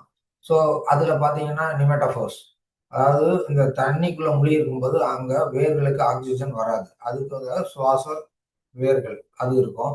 ஸ்டில்ட் ரூட்ஸ், அந்த நிலம் வந்து சதுப்பு நிலம், அது வந்து ரொம்ப கெட்டியா இருக்கணும்னா மேல இருந்து விழுது மாதிரி ஆலமரத்துல எப்படி விழுது வருதோ அது மாதிரி அந்த விழுதுகள் வந்து தாங்கு வேர்கள் சொல்லுவாங்க தமிழ்ல. ஸோ அது வந்து நல்ல கிரவுண்டை நோக்கி வளரும், கிரவுண்டை பிடிச்சிக்கலாம். ஸோ இந்த 2 வேர்கள் வந்து ஆக்சிஜனை வந்து பிளான்ட்டுக்கு கொடுக்கும். தண்ணி மூழ்கி இருக்கிறப்போ வேர்களுக்கு ஆக்சிஜன் வேணும். ஸோ அது அது அந்த ஃபங்க்ஷனையும் இது பண்ணுது. அது இல்லாம கொஞ்சம் பிளான்ட்ஸ்ல இருந்து உப்பு தண்ணியை வெளியே உள்ள எடுத்துக்கிட்டா கூட இந்த பிளான்ட் வந்து ரொம்ப பெக்யூலியர் கேரக்டர் என்னன்னா, கொஞ்சம் பிளான்ட்ஸ் தண்ணிக்குள்ள இருந்தா கூட உப்பு தண்ணியை விட்டுட்டு நல்ல தண்ணியை மட்டும் உறிஞ்சி எடுக்கிற கெப்பாசிட்டி இதுக்கு இருக்குது. ஒரு சில பிளான்ட் உப்பு தண்ணியை எடுத்தா கூட அதை லீஃபு மூலமா அதை கிளான்ஸ் மூலமா வெளியே இட் வில் சென்ட் அவுட் எக்ஸ்கிரேட் பண்றதுனால இந்த பிளான்ட்ஸ் மட்டும்தான் அங்க வளர முடியும். நம்ம வேற ஏதோ நம்ம நினைச்ச இந்த மரத்தையும் அங்க போய் வைக்க முடியாது. வேப்ப மரமோ புளிய மரமோ அங்கெல்லாம் வராது. ஸோ இந்த மாதிரி அடாப்டேஷன் தான் அதுக்கு மெயின். அது மாதிரி இந்த பிளான்ட்ல கூட விவிபேரஸ் ஜெர்மினேஷன் செடியில இருக்கும் போதே முளைச்சிடும். ஸோ அந்த மாதிரி ட்ரீ சீடும் இருக்கிறதுனால இந்த பிளான்ட்ஸ் தான் அந்த என்விரான்மெண்ட்ல வளர முடியும். ஸோ இதெல்லாம் தான் ரூட் மாடிஃபிகேஷன். நான் சொன்னேன்ல, இந்த பிளான்ஸ் வந்து சைக்ளோன் இந்த மாதிரி வரும்போது எப்படி வித்ஸ்டாண்ட் ஆகுதுன்னு பார்த்தீங்கன்னா, அந்த மெயின் ஸ்டெம்ல இருந்து சைடில் ரூட்ஸ் போகுது பார்த்தீங்களா, அது ஆல் 360 டிகிரிஸும் போகும். அது மாதிரி கொஞ்சம் வேர்கள் வந்து பூமிக்கு உள்ள போகும், கொஞ்சம் வேர்கள் பூமிக்கு வெளியே வரும். ஸோ நிறைய நெருக்கமா இருக்கும். அந்த செடிகள் வந்து இந்த படத்துல தனித்தனியா இருக்குது. பட் யூ சி ஒரு செடிக்கும் அந்த செடிக்கும் பக்கத்துல இருக்கிற எல்லாம் ஒரு பெரிய நெட்வொர்க் மாதிரி இருக்கிறதுனால பூமியை நல்லா கெட்டியா பிடிச்சிடும். ஈவன் 200 கிலோமீட்டர்ஸ் பெர் ஹவர் வந்தா கூட, ஸ்பீட் இல்லை காத்து வந்தா கூட இந்த பிளான்ஸ் வந்து பெருசா ஒன்றும் அஃபெக்ட் ஆகாது. ஒன்லி லீஃபு கொஞ்சம் கிணப்பி மட்டும் டேமேஜ் ஆகும். ஸோ இன்னைக்கு சப்ஜெக்ட் வந்து கோஸ்டல் ஃபிஷரிஸ்க்கு எப்படி மேங்க்ரூவ்ஸ் வந்து ஹெல்ப் பண்ணுது. குளோபல்ல பார்த்தீங்கன்னா 4.1 மில்லியன் ஸ்மால் ஸ்கேல் ஃபிஷர்ஸ் அவங்க வந்து டைரக்டா வந்து மேங்க்ரூவ்ஸ்ல தான் மீன் பிடிக்கிறாங்க. ஸோ அவங்களுக்கு வந்து அவங்களுக்கு வேணுங்கிற ஃபுட்டு ப்ளஸ் அவங்க livelihood they have to sell the fishes. So அதுக்கு வந்து this ecosystems always will help. அதுக்கு பிறகு ஃபுட் செக்யூரிட்டி பார்த்தீங்கன்னா மோர் தென் 210 மில்லியன் பீப்புள் அந்த மேங்க்ரூவ்ஸ் பக்கத்தில் இருக்கிறவங்களுக்கு மெயினாக food source, protein source is from the mangroves. அது பிறகு வேர்ல்டில் கிடைக்கிற ஃபிஷ்ஷில் பார்த்தீங்கன்னா 80% ஆஃப் த ஃபிஷஸ் ஏதோ ஒரு டைம்ல it actually use the mangrove wetlands for their ஃபுட்டோ இல்லை ஷெல்டரோ எதுக்கோ ஒன்று யூஸ் ஆகிருக்கும்.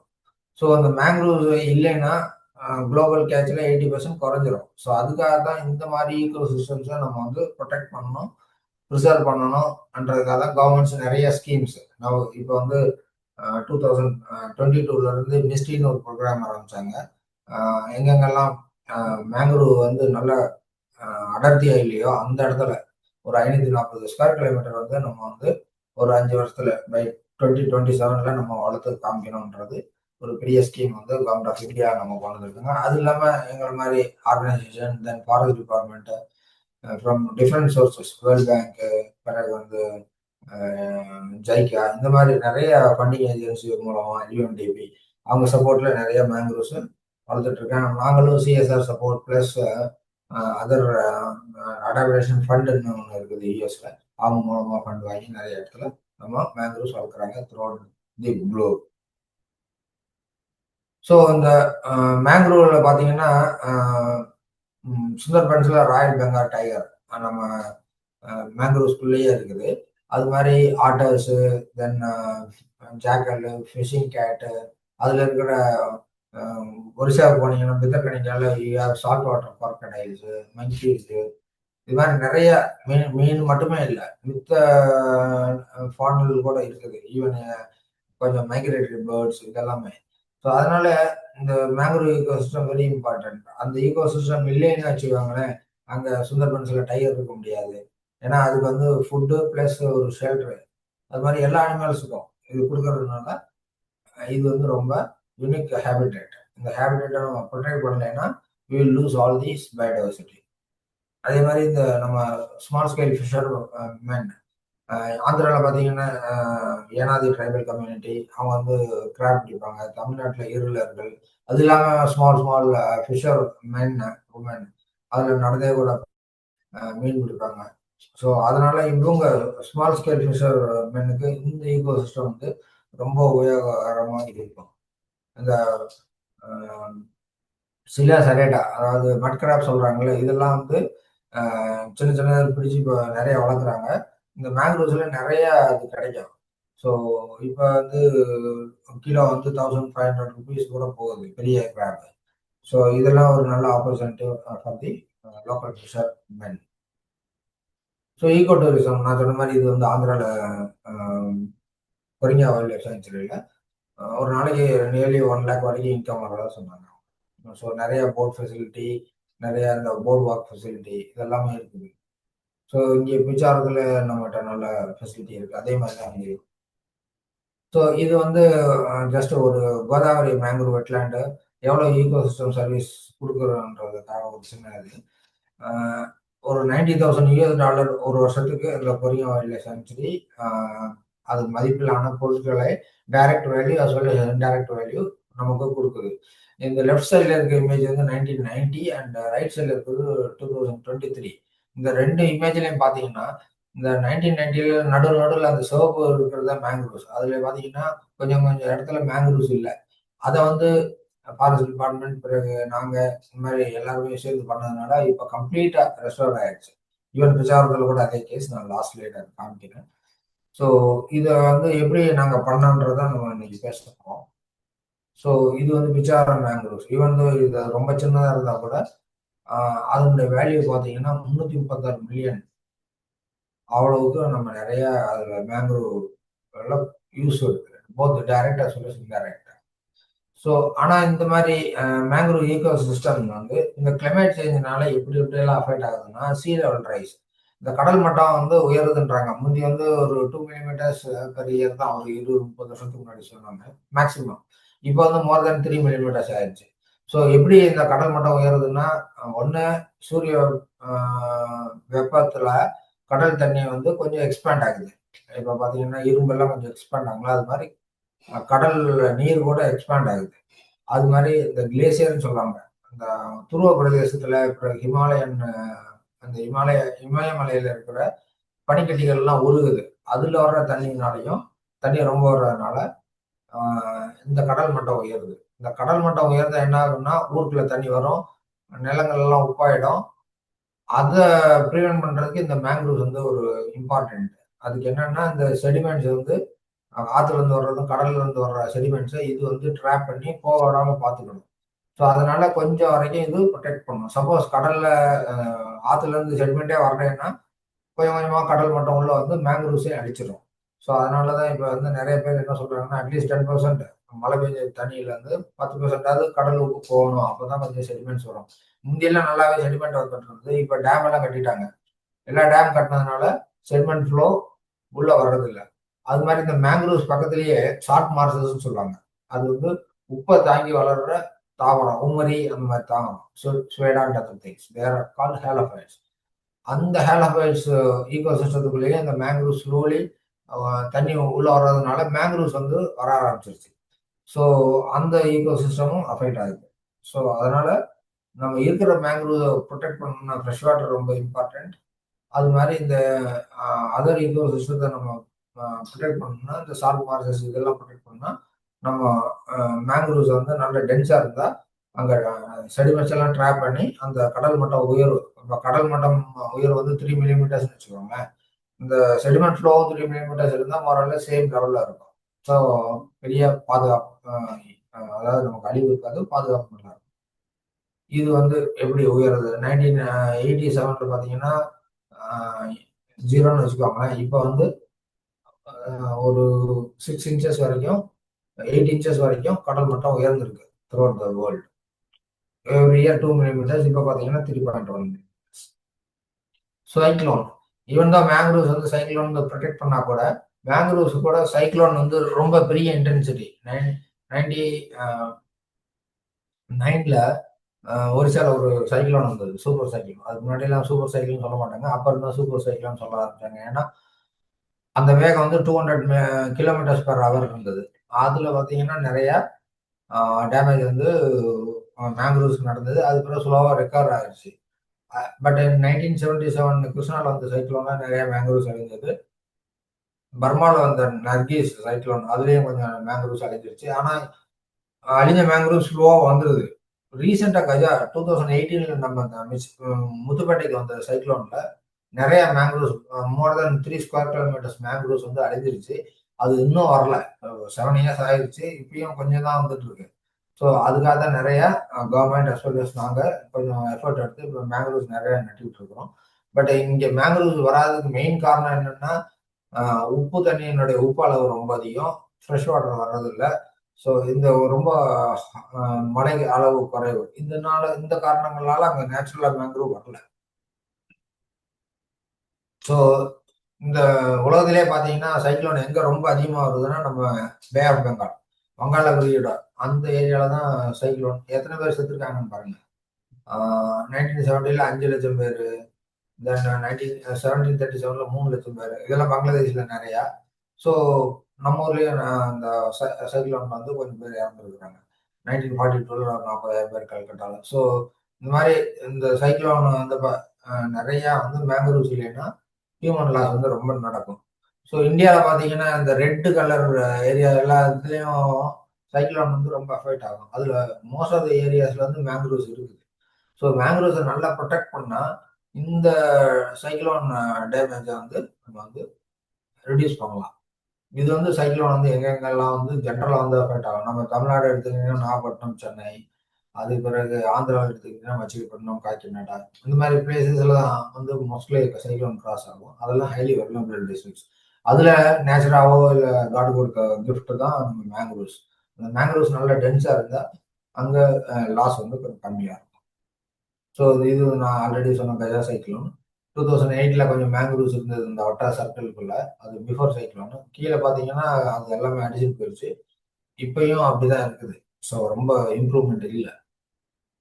ஸோ நாங்கள் 1996 நான் ஜாயின் பண்ணேன். அதுக்கு முன்னாடி 1990 மேங்க்ரூவ் ரெஸ்டோர் பண்ண ஆரம்பித்தோம். ஃபர்ஸ்ட்டு வந்து மேங்க்ரூவ் எப்படி இருக்குன்னு பார்த்தோம். 1990 to 93 வரைக்கும் விசாரத்தில் ஸ்டார்டட் ஸ்மால் ப்ராஜெக்ட் ஒரு 10 ஹெக்டாரில்.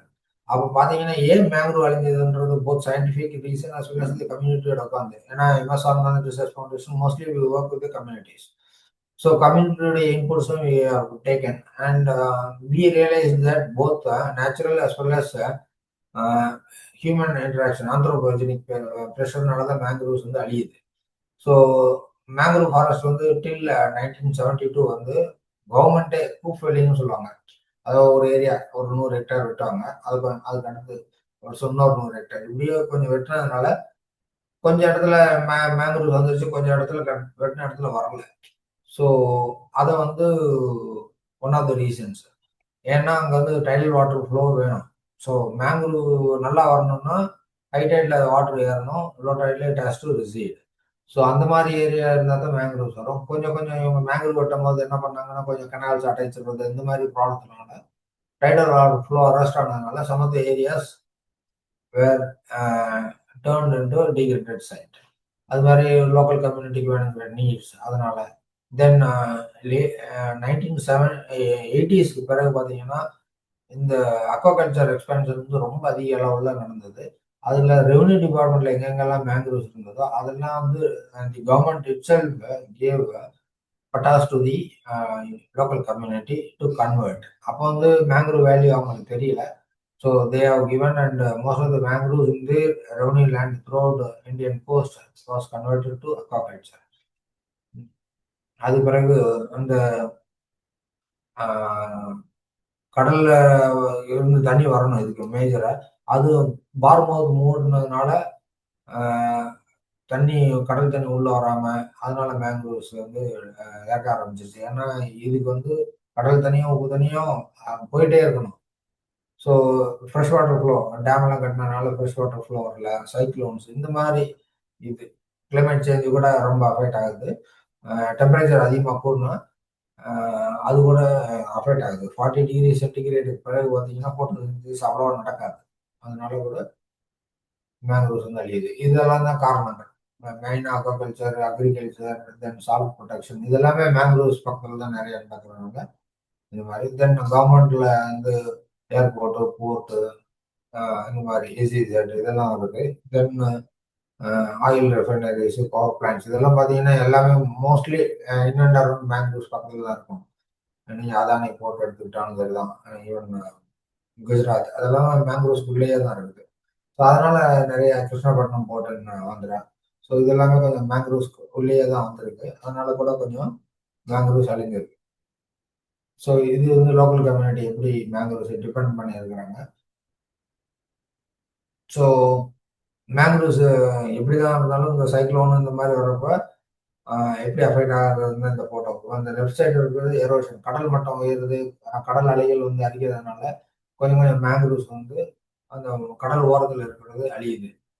பட் இது மேங்க்ரூவ்ஸே இல்லைன்னா இந்த கடல்ல வந்து ரொம்ப உள்ள வந்துடும். ஸோ இது வந்து ஒரு பேரியர் ஆட்டம் வந்து ப்ரொடெக்ட் பண்ணுது. பட் கொஞ்சம் மேங்க்ரூவ்ஸ் வந்து அந்த மணல் திட்டு வந்து அங்கே போடுறதுனால அந்த இடத்துல அழிவு இருக்குது. இது செகண்ட் போட்டோ வந்து பிச்சாவரத்தில் எடுத்தது 2017 பார்த்தீங்கன்னா ட்ரவுட்டு, ஃப்ரெஷ் வாட்டர் வரல.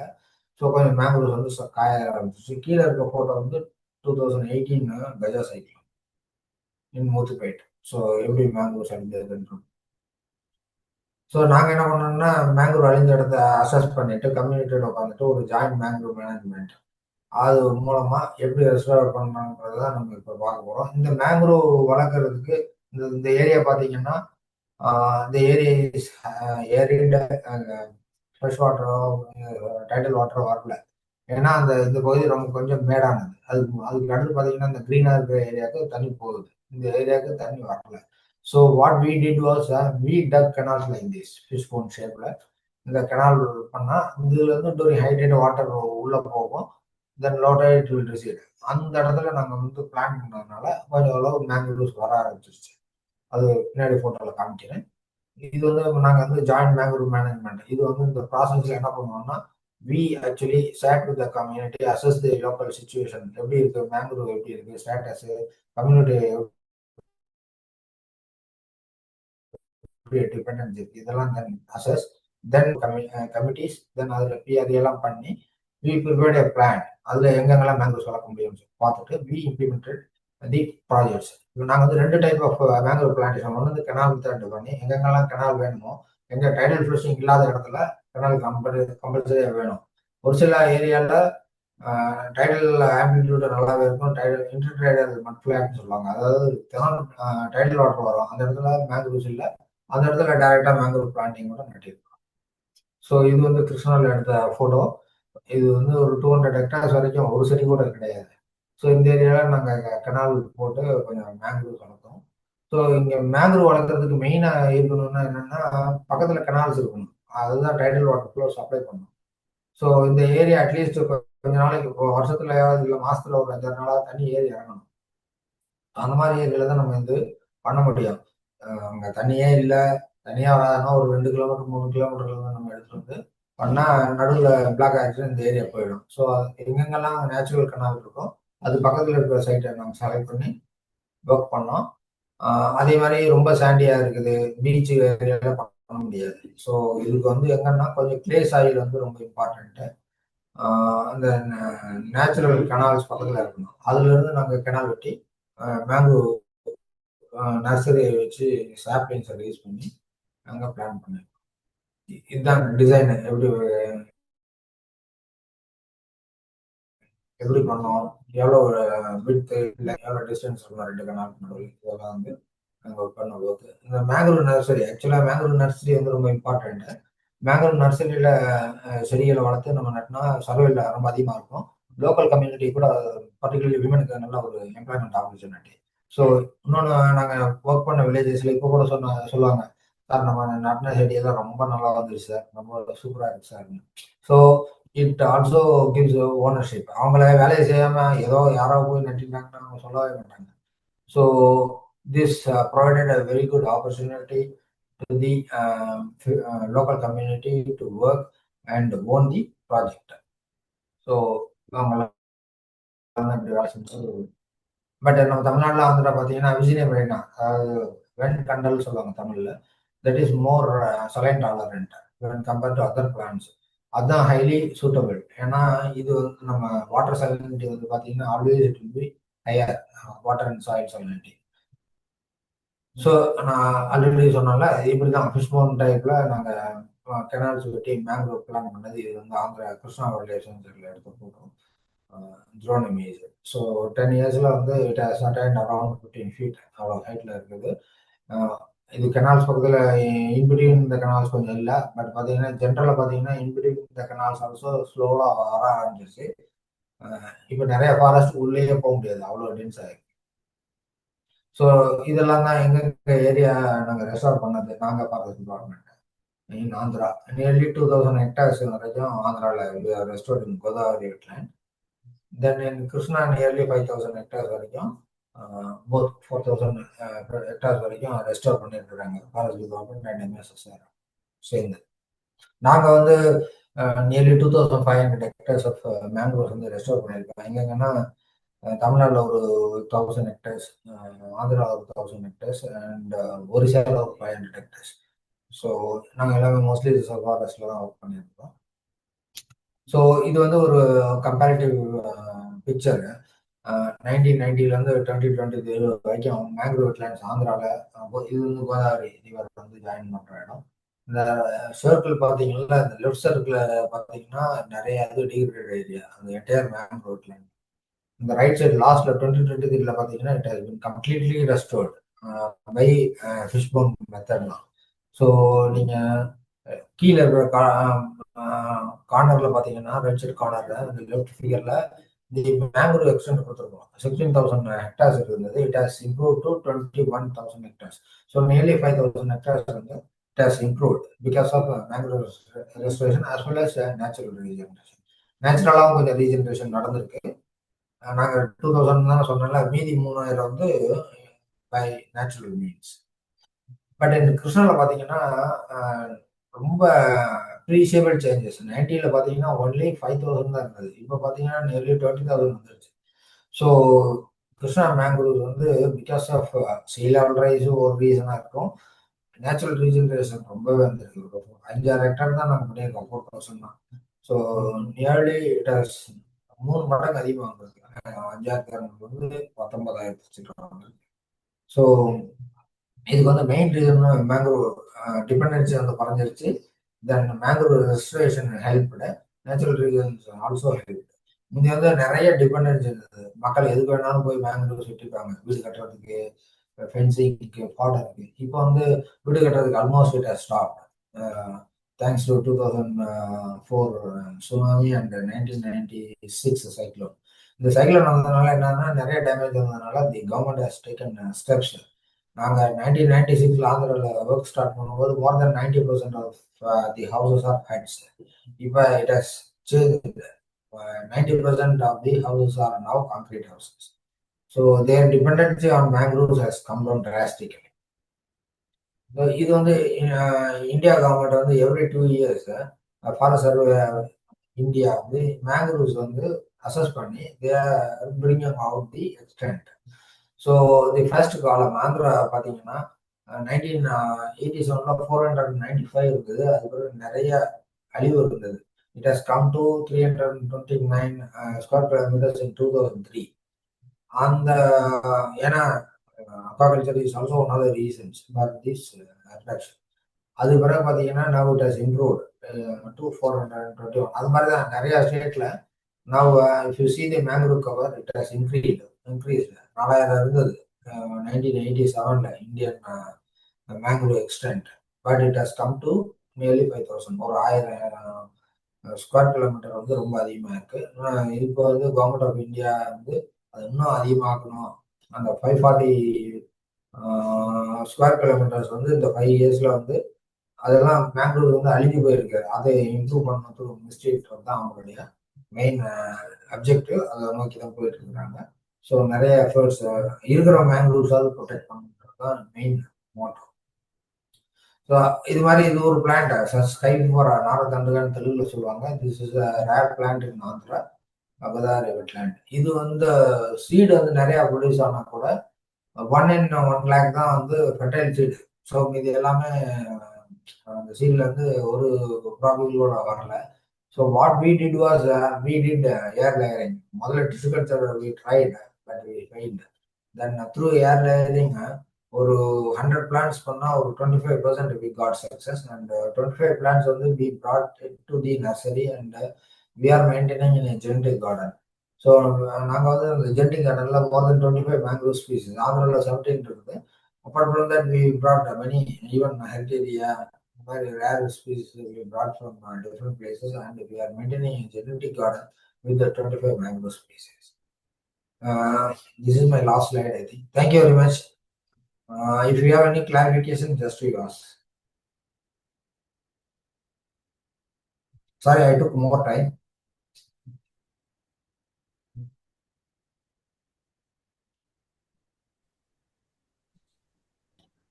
Very good presentation. Sir, now it is open for discussion. If anyone asks want clarification. நீங்க கண்டக்ட் பண்ணுங்க.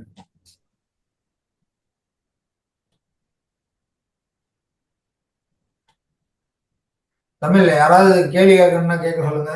If anybody wants even Tamil also no problem. English, whatever language you know, even Telugu also. Detail presentation. அது மட்டும் இல்லாம இன்னைக்கு வந்துட்டு கடல் அரிப்பு, கடல் மட்ட உயர்வு, அது மட்டும் இல்லாம காலநிலை மாற்றம், இதுக்கு வந்துட்டு நல்ல தீர்வு மேங்க்ரோவ் அப்படிங்கிறத சார் ரொம்ப நிறைவாவே சொல்லியிருக்காங்க. இது பார்க்கும்போது கண்ணுக்கு குளிர்ச்சியாகவும் மனதுக்கு ரொம்ப நிறைவான சில செய்திகள் இருந்திருக்கு. இந்த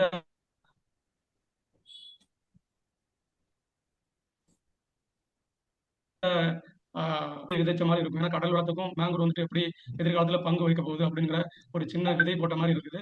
ரொம்ப டீட்டெயிலா இருந்தது சார். இதை பத்தி உங்களோட கருத்துக்கள், உங்களோட கேள்விகள், நம்ம முன்னாடி இனாவரல் செஷன்ல தொடக்க விழாவில் உள்ள அந்த கடல் வளம் பத்தியும் மேங்க்ரோவ் பத்தியும் உள்ள எந்த கேள்விகள் இருந்தாலும் நீங்க இப்ப கேட்கலாம்.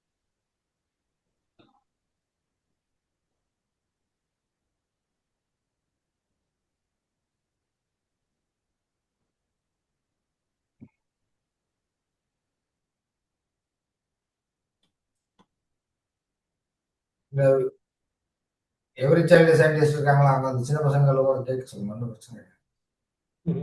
தமிழே கேட்க சொல்லுங்க, no issues. ஓ, குட்டி பசங்களும் இருக்காங்களா? ஆமா சார் இருக்காங்க.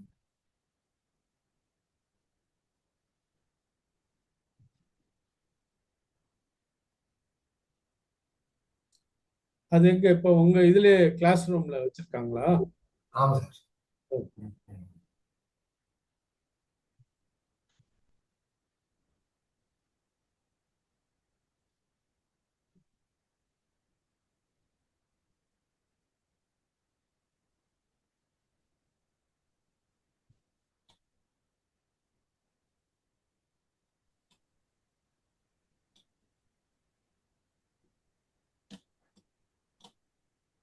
ஏதாவது சந்தேகங்கள், கன்னியாகுமரி சைட்ல இருந்து ஏதாவது சந்தேகங்கள்?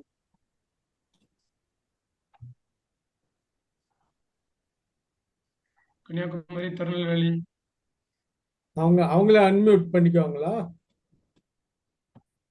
பண்ணிப்பாங்க சார். ராமநாதபுரம், தூத்துக்குடி.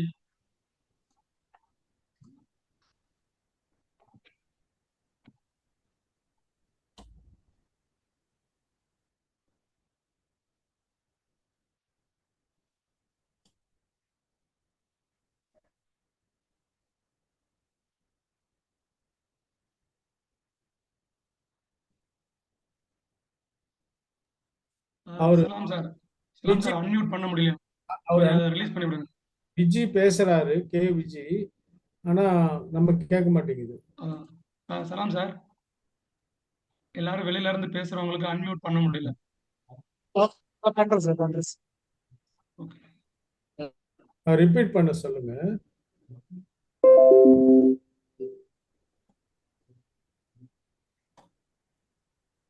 யாரு அட்மின் அவங்க தான் இது பண்ணணும். இல்ல சார், பார்ட்டிசிபென்ட்ஸ் எல்லாருமே அன்மியூட் பண்ணிட்டு பேசலாம் சார். ஓபன்ல தான் இருக்கு. ஓகே. விஜய் அண்ணா, நீங்க அன்மியூட் பண்ணிட்டு பேசுங்க. ஹலோ சார், வணக்கம். நான் வந்து தியாகராஜன் பேசுறேங்க. நான் மதுரையில ஒரு ஃபிஷ் ஃபார்ம் வச்சிருக்கேன். அந்த காலத்துல ஆறான்னு ஒரு மீன் இருந்தது, கெளுத்தின்னு ஒரு மீன் இருந்தது. இதெல்லாம் காணாம போயிடுச்சு. இதெல்லாம் நம்மளால மீட்டெடுக்க முடியுமா, முடியாதா? ஹலோ, நான் சொல்றேங்க. ஓகே. சந்திரசேகர், இப்ப வந்து பாத்தீங்கன்னா நிறைய வந்து ஃபிஷரி வந்து ட்விண்டில் ஆகி நீங்க சொல்ற மாதிரி காணாம போயிருக்கு.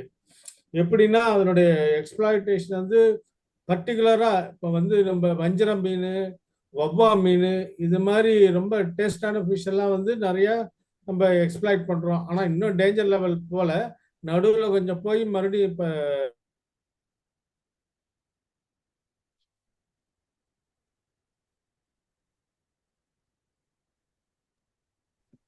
உங்க வாய்ஸ் ஆடிபிளா இல்ல சார். சார் நடுவில் கொஞ்சம் நேரம் கட் ஆயிடுச்சு சார்.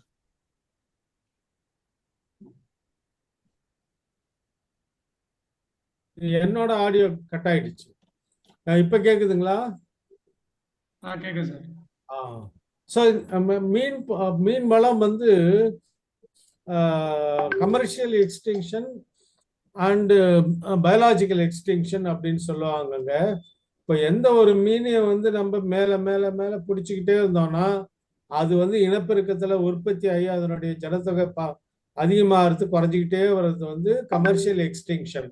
அந்த மீன் வெரைட்டி இருக்கும் தண்ணியில.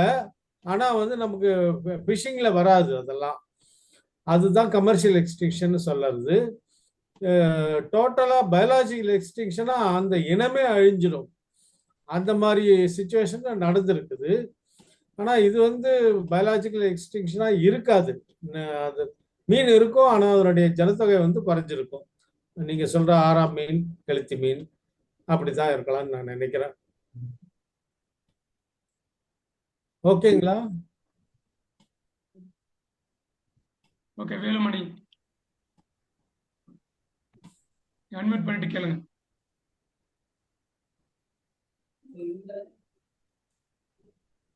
ஹலோ சார், நான் வணக்கம். மதுரை காமராஜ் யூனிவர்சிட்டில இருந்து பேசுறேன். நம்ம audible sir? Yes. Yes, yes, yes. Yes sir. So ஆக்சுவலா மேங்க்ரோவ்ல பாத்தீங்கன்னா இப்ப நிறைய மெத்தட்ஸ் வந்து யூஸ் பண்றாங்க சார். உதாரணத்துக்கு செடிமெண்ட் ஆர்கானிக் கார்பன் எடுக்கிறாங்க. ஸோ அதுல வந்து பாத்தீங்கன்னா சில பேர் 10 சென்டிமீட்டர் வரைக்கும் எடுக்கிறாங்க, சில பேர் 100 சென்டிமீட்டர் வரைக்கும் எடுக்கிறாங்க. ஸோ அது ஸ்டாண்டர்டைஸ்டான ஒரு அளவுகோல் இருக்கா சார் அதுக்கு? ஜென்ரலா வந்து மேங்க்ரோவ்ஸ்ல வந்து செடிமெண்டேஷன் எவ்வளவு தூரத்துல அந்த கார்பன் இருக்கிறதுன்னு பார்க்கணும். 5 சென்டிமீட்டர்ஸ் 10 சென்டிமீட்டர்ஸ்ல. இப்போ புதுசா வந்த மேங்க்ரோவ்ஸ்ல பாத்தீங்கன்னா நீங்க சொன்ன 5 சென்டிமீட்டர்ஸ் 10 சென்டிமீட்டர்ஸ்ல இருக்கும். அதே இது நீங்க வந்து நல்ல ஓல்டு மேங்க்ரோவ்ஸ் சுந்தர்பன்ஸ்ல இல்லைன்னா நேச்சுரல் மேங்க்ரோவ்ஸ் ஒரு 100 வருஷம் இருக்கிறது பாத்தீங்கன்னா நீங்க வந்து அப் டு 1 மீட்டர் வரைக்கும் எடுத்தா தான் வந்து சாயில் கார்பன் டோட்டலா பார்க்க முடியும். ஏன்னா கீழே தான் ரொம்ப அதிகமான கார்பன் ஸ்டோர் ஆகிருக்கும். So it depends. இப்போ புதுசாக இப்போ தான் மேங்க்ரோவ் வச்சுருந்தீங்கன்னா ஒரு 10 சென்டிமீட்டர்ஸ் இஸ் ஃபைன். பட் ரொம்ப ஓல்டு மேங்க்ரோவ்ஸ்க்கு you have to go deeper. ஏன்னா நீங்கள் அந்த கோரில் எடுக்கும்போது தெரிஞ்சிடும். சி மேங்க்ரோவ் கார்பன்ன்றது தான் கருப்பாக தான் இருக்கும் சாயில். ஸோ நல்ல லூஸாகவும் இருந்தால் டெஃபினட்டாக it will you have to go even 1 metre கூட இல்லை, அதுக்கு பியாண்டா கூட நீங்க சாம்பிளிங் எடுக்கும்போதே தெரிஞ்சிடும். Yes sir. சார், இன்னொரு டவுட் இருக்கு எனக்கு. Yeah. Hello yes sir, yes. வணக்கம் சார். ஹலோ சார், வணக்கம். வணக்கம் வேலுமணி, சொல்லுங்க. சார் வணக்கம். நான் புதுச்சேரியிலேருந்து பேசுகிறேன் சார். சொல்லுங்க. இப்போ நம்மளுடைய இந்த கோஸ்டல் ஏரியாலெல்லாம் பார்த்தீங்கன்னா ம். கவர்மெண்ட் வந்து நிறைய புது புது பாலிசி ஸ்கீம்லாம் கொண்டுட்டு வராங்க. ஃபார் எக்ஸாம்பிள் பெட்ரோகெமிக்கல்ஸ்ல நிறைய எடுக்கிறதுக்கு அதை ரிசர்ச் பண்ணிட்டு இருக்காங்க. இதை வந்து நம்ம வந்து ஒரு ப்ரிவென்டிவ், அதாவது பாதுகாக்கப்பட்ட மண்டலமா மாற்றி இந்த ஏரியாலெல்லாம் வந்து மீன் வளம் அதிகமாக இருக்குது, அதனால இந்த இடத்துல வந்து இது மாதிரியான ஸ்கீம் கொண்டு வரும்பொழுது மீன் வளம் பாதிக்கப்படுது, மீனவர்கள் வாழ்விடங்கள் வாழ்வாதாரங்கள் பாதிக்கப்படுது அப்படின்றதுக்காக ஏதாவது ஒரு புதுசாக ஏதாவது ஒரு ரெசல்யூஷனோ ஏதாவது ஒன்று கவர்மெண்ட்டுக்கு நம்ம மூலியமா சொல்ல முடியுமா? அது வந்து கவர்மெண்ட் அதை அக்செப்ட் பண்ணிட்டு இது மாதிரி இடங்கள்ல அப்படி அவைலபிள் இருந்தால் கூட அதை வந்து நம்ம எடுக்கிறதுனால மீன் வளம் பாதிக்கும், மீனவர்கள் வந்து அவங்களுடைய வாழ்வாதாரம் அழிக்கப்படும் அப்படின்றது ஒரு கேள்வி. ரெண்டாவது பார்த்தீங்கன்னா, இப்போ இந்த தஞ்சாவூர் டிஸ்ட்ரிக்ட்லாம் மீத்தேன் கார்பன் மாதிரி வர்ற எல்லா பொருள்களையும், அதாவது இந்த கேஸஸ் எல்லாம் கூட எடுக்கிறதுக்கு நிறைய அவைலபிலிட்டி இருந்தால் கூட கவர்மெண்ட் வந்து அதை வந்து அகைன்ஸ்ட் பண்ணி அந்த இருக்கிற அக்ரிகல்ச்சரல் ஃபார்மர்ஸ்க்காக அந்த இடம் பாதுகாக்கப்பட்ட மண்டலமாக மாற்றிட்டாங்க. அது மாதிரி நம்மளுடைய இந்த கோஸ்டல் ஏரியாவில் நிறைய பகுதிகளில் பார்த்தீங்கன்னா நிறைய இந்த மீத்தேன் கேஸ் எடுக்கிறதுக்காக பண்ணுறாங்க. அதை வந்து நம்ம ப்ரிவென்ட் பண்ணணும். அப்படி அதை நம்ம அலோவ் பண்ணோம்னா நம்ம மீன் வளம் பாதிக்கப்படும், அப்புறம் அதனால் சார்ந்து இருக்கிற மீனவர்கள் அழிக்கப்படுவாங்க. அதுக்கு வந்து நம்மளுடைய திட்டம் என்ன? அது அரசாங்கத்துக்கு நம்ம வலுவான கோரிக்கையை வச்சு இது மாதிரியான திட்டங்களை செம்மைப்படுத்தணும், ஒழுங்குபடுத்தணும். அது மூலியமா மீனவர்கள் பாதுகாக்கப்படணும். இதுதான் சார். அப்புறம் இந்த மேங்க்ரோவ் ஃபாரஸ்ட்லாம் இப்போ நவடேஸ் புதுசா நம்முடைய அரசாங்கம் வந்து டூரிசம் டெவலப் பண்றோம் அப்படின்ற பொருளின் காரணமாக அங்க பல ஆண்டுகளாக வாழ்ந்திருக்கிற மீனவர்கள் வந்து அப்புறப்படுத்தப்படுறாங்க. அதனுடைய திட்டங்களையும் நம்ம வந்து அரசாங்கத்துக்கு நம்முடைய கோரிக்கையா வைக்கணும்.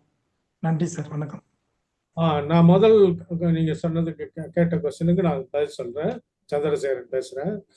இப்போ வந்து எந்த ஒரு எக்கனாமிக் ஆக்டிவிட்டியும், இப்போ வந்து ஒரு பில்டிங் கன்ஸ்ட்ரக்ட் பண்ணாங்க, இண்டஸ்ட்ரி கன்ஸ்ட்ரக்ட் பண்றாங்க அப்படின்னாக்கா, இல்லை எந்த ஒரு இது ஆயில் எடுக்கிறாங்க, அப்படி ஓஎன்ஜிசி அது மாதிரி எதுனாலுமே உங்களுக்கு இஐஏன்னு ஒன்று இருக்கு, என்விரான்மெண்டல் இம்பேக்ட் அசஸ்மெண்ட்.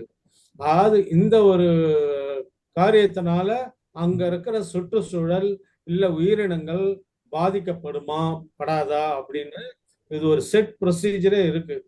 அந்த இஐஏ என்விரான்மெண்டல் இம்பேக்ட் அசஸ்மெண்ட் வந்து ஒரு பிரைவேட் பாடி வந்து அவங்க பண்ணுவாங்க.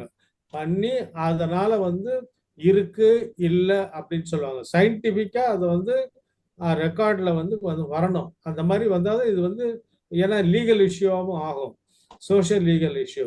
அதனால வந்து அது சயின்டிஃபிக்காக வந்து இதனால பாதிப்பு இருக்கோ இருக்காது அப்படின்னு சொல்லிட்டாங்கன்னா அதுக்கேற்ற மாதிரி தான் கவர்மெண்ட் வந்து அதை ஃபர்தர் டெவலப்மெண்ட்டை வந்து ஆல்ரெடி போகலாமா இல்லை நிறுத்தலாமான்னு சொல்லி. இப்போ நீங்கள் இந்த மீத்தேன் கேஸ் சொன்னீங்க இல்லையா, அதுலேயும் வந்து அவங்க பண்ணியிருப்பாங்க. அதுக்கு மீறியும் வந்து லோக்கல்ல மக்கள் வந்து அவங்க வந்து ரெப்ரசன்ட் பண்ணி அதை வந்து ஜஸ்டிஃபை பண்ணி சொன்னாங்கன்னா அதையும் வந்து கன்சிடர் பண்ணி எல்லாமே ப்ராப்பராக அது எல்லாமே ரெக்கார்டில் வரும். அது எல்லாமே பார்த்து அதுக்கப்புறம் இதனால ஓவராலாக அதான் எப்பயுமே நான் ஒரு ஸ்லோகம் எப்பயுமே சொல்லுவேன், நம்ம எக்கனாமிக் டெவலப்மெண்ட்டும் என்விரான்மெண்டல் கன்சர்வேஷன் இது ரெண்டுத்தையும் வந்து நம்ம ரொம்ப ஜாக்கிரதையாக ஹேண்டில் பண்ணோம். நம்ம என்விரான்மெண்ட் கெட்டு போயிடும் நம்ம எக்கனாமிக் டெவலப்மெண்ட்டே ஆகாமே உட்காந்துருக்க முடியாது. அதே சமயம் ரொம்ப ஆசைப்பட்டு இவ்வளோ எக்கனாமிக் டெவலப்மெண்ட் பண்ணி நம்ம சுற்றுச்சூழலையும் கெடுக்கவும் கூடாது. ஸோ இது ரெண்டுத்துக்கும் ஒரு பேலன்ஸ் கரெக்டாக இருக்கணும். அப்படி இருந்தால் தான் வந்து முன்னேற்றம், நம்ம முன்னேற்றம் அது மாதிரி தான் அடைய முடியும். அதான் அப்ளிகபிள். மேங்க்ரோவ் பற்றி சார் சொல்லுவாங்க. அந்த மேங்க்ரோவ்ல நீங்க கொஸ்டின் கேட்டீங்கல்ல, அந்த டூரிசம் வர்றதுனால கொஞ்சம் ஃபிஷர்மேனை வெளியே எடுத்துறாங்கன்னா எந்த ஊர்ல நடக்குது அது? ஏன்னா எனக்கு தெரிஞ்சு அப்படி எங்கேயுமே நடந்த மாதிரி தெரியல. ஏன்னா மெயினா டூரிசம் வந்து 3 பிளேஸ்ல நடக்குது தமிழ்நாட்டுல. ஒண்ணு முத்துப்பேட்டை, அங்க வந்து ரொம்ப ஸ்மால் ஸ்கேலு. காரங்காடுல கொஞ்சம் இப்போ ரீசெண்டா கொஞ்சம் பண்றாங்க. அது காரங்காடு ஊருக்குள்ள இருந்த மக்களே போறாங்க, எல்லாரும் போட்டு எல்லா ஃபெசிலிட்டி இருக்கு. இன்னொன்று பிச்சாரம் ரொம்ப வருஷமா பண்ணிட்டு இருக்காங்க. இந்த 3 இடத்த தவிர வேற எங்கேயும் பெருசா மேங்களூர் டூரிசம் இல்லை. நீங்க எந்த ஊர்னு சொன்னீங்கன்னா வேலுமணி சார் நான் வந்து சார் ஆமாம் சார். இப்போ நீங்க சொல்ற ரெண்டுமே வந்து பல காலமா அந்த மேங்க்ரோவ் ஃபாரஸ்ட் நல்லா டெவலப் ஆன இடம். இப்போ நீங்க பாத்தீங்கன்னா எங்கெங்கெல்லாம் எஸ்சுரிஸ், அதாவது ஆற்று முகத்துவாரங்கள் எங்கெங்கெல்லாம் போய் கடலோட சேருது, அதுக்கு எக்ஸாம்பிள் நான் சொல்றேன். நம்ம எங்களுடைய புதுச்சேரியில 2 ஆறுகள், சங்கராபரணி ஆறு 2 பிரான்ச்சஸா வந்து கடல்ல சேருது வங்காள விரிகுடால. அதுல பாத்தீங்கன்னா மேங்க்ரோவ் காடுகள் வளர்ந்துட்டு இருக்கு. அது அந்த அளவுக்கு அதிகமான பரப்பளவுல இல்லாட்டாலும் நிறைய வளர்ந்துட்டு இருக்கு.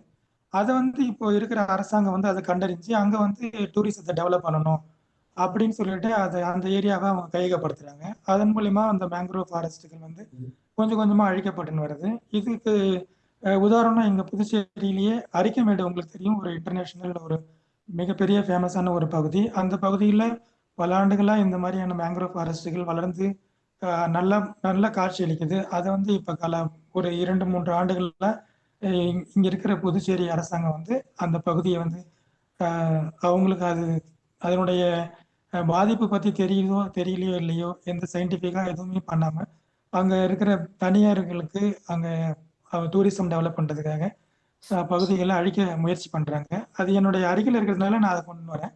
மற்றபடிக்கு நீங்க பிச்சாவரம் அப்புறம் முத்துக்காடு அதெல்லாம் சொல்லியிருக்கீங்க, அங்கேயும் டூரிசம் டெவலப் பண்றாங்கன்றது வந்து இருக்குது. ஆனா நீங்க அங்கேயும் இருக்கிற மீனவர்களும் பாதிக்கப்படுறாங்க. ஏன்னா அவங்க அந்த அந்த மாதிரியான சந்திரசேகர் சார் சொன்ன மாதிரி பொருளாதாரமும் வேணும், அதே நேரத்தில் என்விரான்மெண்டலும் நமக்கு வேணும் அப்படின்றது உண்மைதான், ஏற்றுக்கொள்ளக்கூடியதுதான்.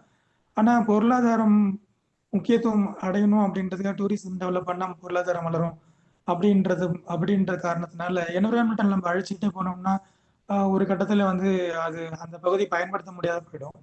அதனால நம்ம இது வந்து ஒரு ஆர்கனைசேஷன் மாதிரி நம்மளுடைய குழு வந்து மாற்றி அரசாங்கத்துக்கு ஒட்டுமொத்தமா சேர்ந்து ஒரு கோரிக்கையை அழுத்தம் கொடுக்கும் பொழுதுதான் அதை காதுல எடுத்துக்குவாங்க.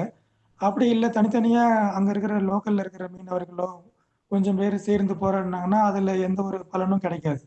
இது வந்து ஒரு ஒட்டுமொத்தமா கோஸ்டல் மேங்க்ரோவ் ஃபாரஸ்ட் ஆர்கனைசேஷன் அல்லது ஏதாவது ஒரு மாதிரி ஒரு டீம் மாதிரி மாற்றி அதை மொத்தமா சேர்ந்து அந்த என்விரான்மெண்டல் டிபார்ட்மெண்ட்டுக்கு நம்ம ஒரு கோரிக்கையாவோ இல்லை ஒரு அழுத்தமோ கொடுக்கும்போது தான் அதில் பலன் கிடைக்கும். தனித்தனியாக போகிறோம்னா அந்த பலன் கிடைக்காது. அந்த இருக்கிற அரசாங்கங்கள் வந்து அவங்கள வந்து ஏதாவது ஒன்று சொல்லி அதை மாற்றி அங்கே அவங்களுடைய டூரிசம் டெவலப்மெண்ட்டை கொண்டு வருவாங்க. அது உடனே விளைவுகளை ஏற்படுத்தாது. பல ஒரு 5 ஆண்டுகளுக்கு அப்புறமா ஒரு பெரிய புயல் ஏதாவது தாக்கப்படும் பொழுது அந்த மேங்க்ரோவ் ஃபாரஸ்ட் அழிஞ்சிருச்சுன்னா அந்த பகுதி மிகப்பெரிய பாதிப்பை ஏற்படுத்தும். அது நம்மள மாதிரியான மீனவர்கள் வித் என்விரான்மெண்டல் அவேர்னஸ் உள்ள ஆட்கள் தான் ஒன்றிணைந்து அரசாங்கத்துக்கு கோரிக்கை கொடுக்கும்போது தான் இதனுடைய வலு வந்து சரியா அவங்களுடைய காதுக்கு போய் விடும். அதுதான் என்னோட கருத்து. நன்றி நன்றி. நான் நினைச்சேன் தமிழ்நாட்டில், ஏன்னா ரிசர்வ் ஃபாரஸ்ட் ஏரியாவில் கொஞ்சம் கன்வர்ஷன் வந்து ரொம்ப நடக்க முடியாது.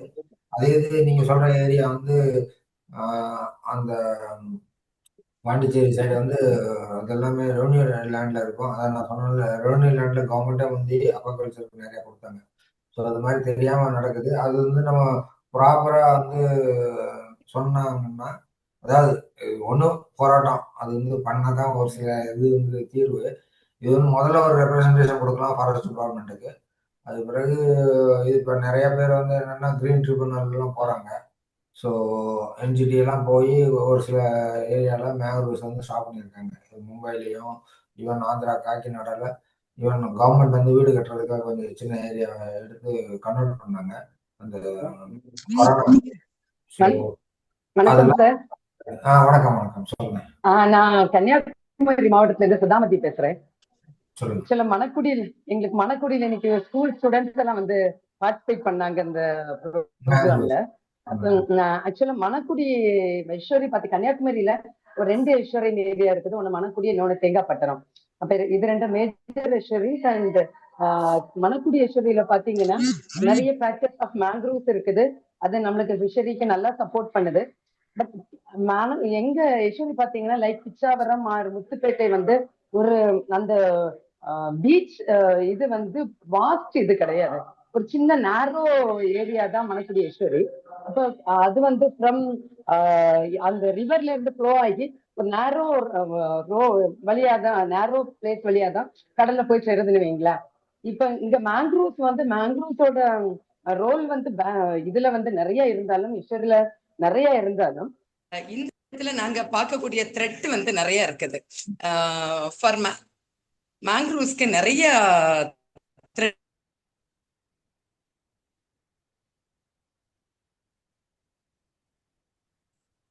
ஹலோ, கட் ஆயிடுச்சு. நிறைய நடுன்னு சொல்லி, ஏன்னா அந்த இதுக்குள்ளால ஐஸ்வரிக்குள்ளால எங்கெல்லாம் மேங்க்ரோவ் வந்து நட்டு வைக்கிறாங்களோ அந்த இடம் ஃபுல்லா ரூட்டுக்குள்ளால ஃபில்ட்ரேஷன் ஆகி டெப்த் குறைஞ்சு அந்த விட்டு வந்து குறைஞ்சிட்டே வருது. நம்ம ஐஸ்வரியோட விட்டு, ஏன்னா இது வந்து ஒரு நேரோ ஐஸ்வரி. அதை நான் முதல்ல உங்கள்கிட்ட மென்ஷன் பண்ணேன். நம்மளுக்கு கடற்கரையில பாத்தீங்கன்னா நீங்க வந்து வாஸ்டா பிரிஞ்சு எல்லாம் இல்லவே இல்லை, ஒரு சின்ன ஏரியால இருக்குது. அப்ப நம்மளுக்கு நிறைய மேங்க்ரோவ் பிளான்டேஷன் பண்ணும்போது, ஆக்சுவலா நான் என்னோட ரிசர்ச் வந்து நான் மைக்ரேட்டரி பேர்ட்ஸ்ல பண்ணேன். நம்மளுக்கு இங்க வந்து ஷோர் லைன்ங்கிறதே கிடையாது. ஆக்சுவலா மணக்குடி ஐஸ்வர்யா நீங்க ஸ்பெசிபிக்கா பாத்தீங்கன்னா 2 பார்டரை வந்து அந்த காலத்திலேயே 2 சைட்லயும் சால்பான் இருக்குது. சால்பானுக்காக அந்த பார்டர்ஸை வந்து ஸ்டோன் பிரிட்ஜ் இது வச்சு கட்டி வச்சிருக்கிறாங்க. அப்ப ஷோர் லைன்ங்கிறதே கிடையாது. அப்படி ஷோர் லைன் இல்லாத போது இந்த இதை நம்ம கம்ப்ளீட்டா மேங்க்ரோவ் பிளான்டேஷனுக்கு நீ வரும்போது ஃபில்ட்ரேஷன் ஆகி அந்த விட்டு வந்து குறைஞ்சிட்டே இருக்குது. இப்ப நான் என்னோட இது என்னன்னாக்கி மேங்க்ரோவ் பிளான்டேஷன் தேவைதான். அது நிறைய நம்மளுக்கு இங்க சக்சஸாவே இருக்குது. இன்னும் பிளான்டேஷன் பண்றோம் அப்படின்னு சொல்லி இந்த ஓப்பன் வாட்டர் ஏரியாவே இல்லாம அத கம்மி பண்ணிட்டு போக போக இந்த எஷுரைன் விட்டு வந்து குறைஞ்சி அங்கிருந்து வரக்கூடிய நம்மளுக்கு ரிவர்ல இருந்து வரக்கூடிய வாட்டர் ஃபுல்லா இன்லாண்டுக்குள்ளால வரதுக்குள்ள வாய்ப்பா இருக்குது. அப்ப நான் உங்ககிட்ட இருந்து ஒரு இதுக்கு ஒரு சஜஷன் கிடைக்கும்னு நினைக்கிறேன். என்ன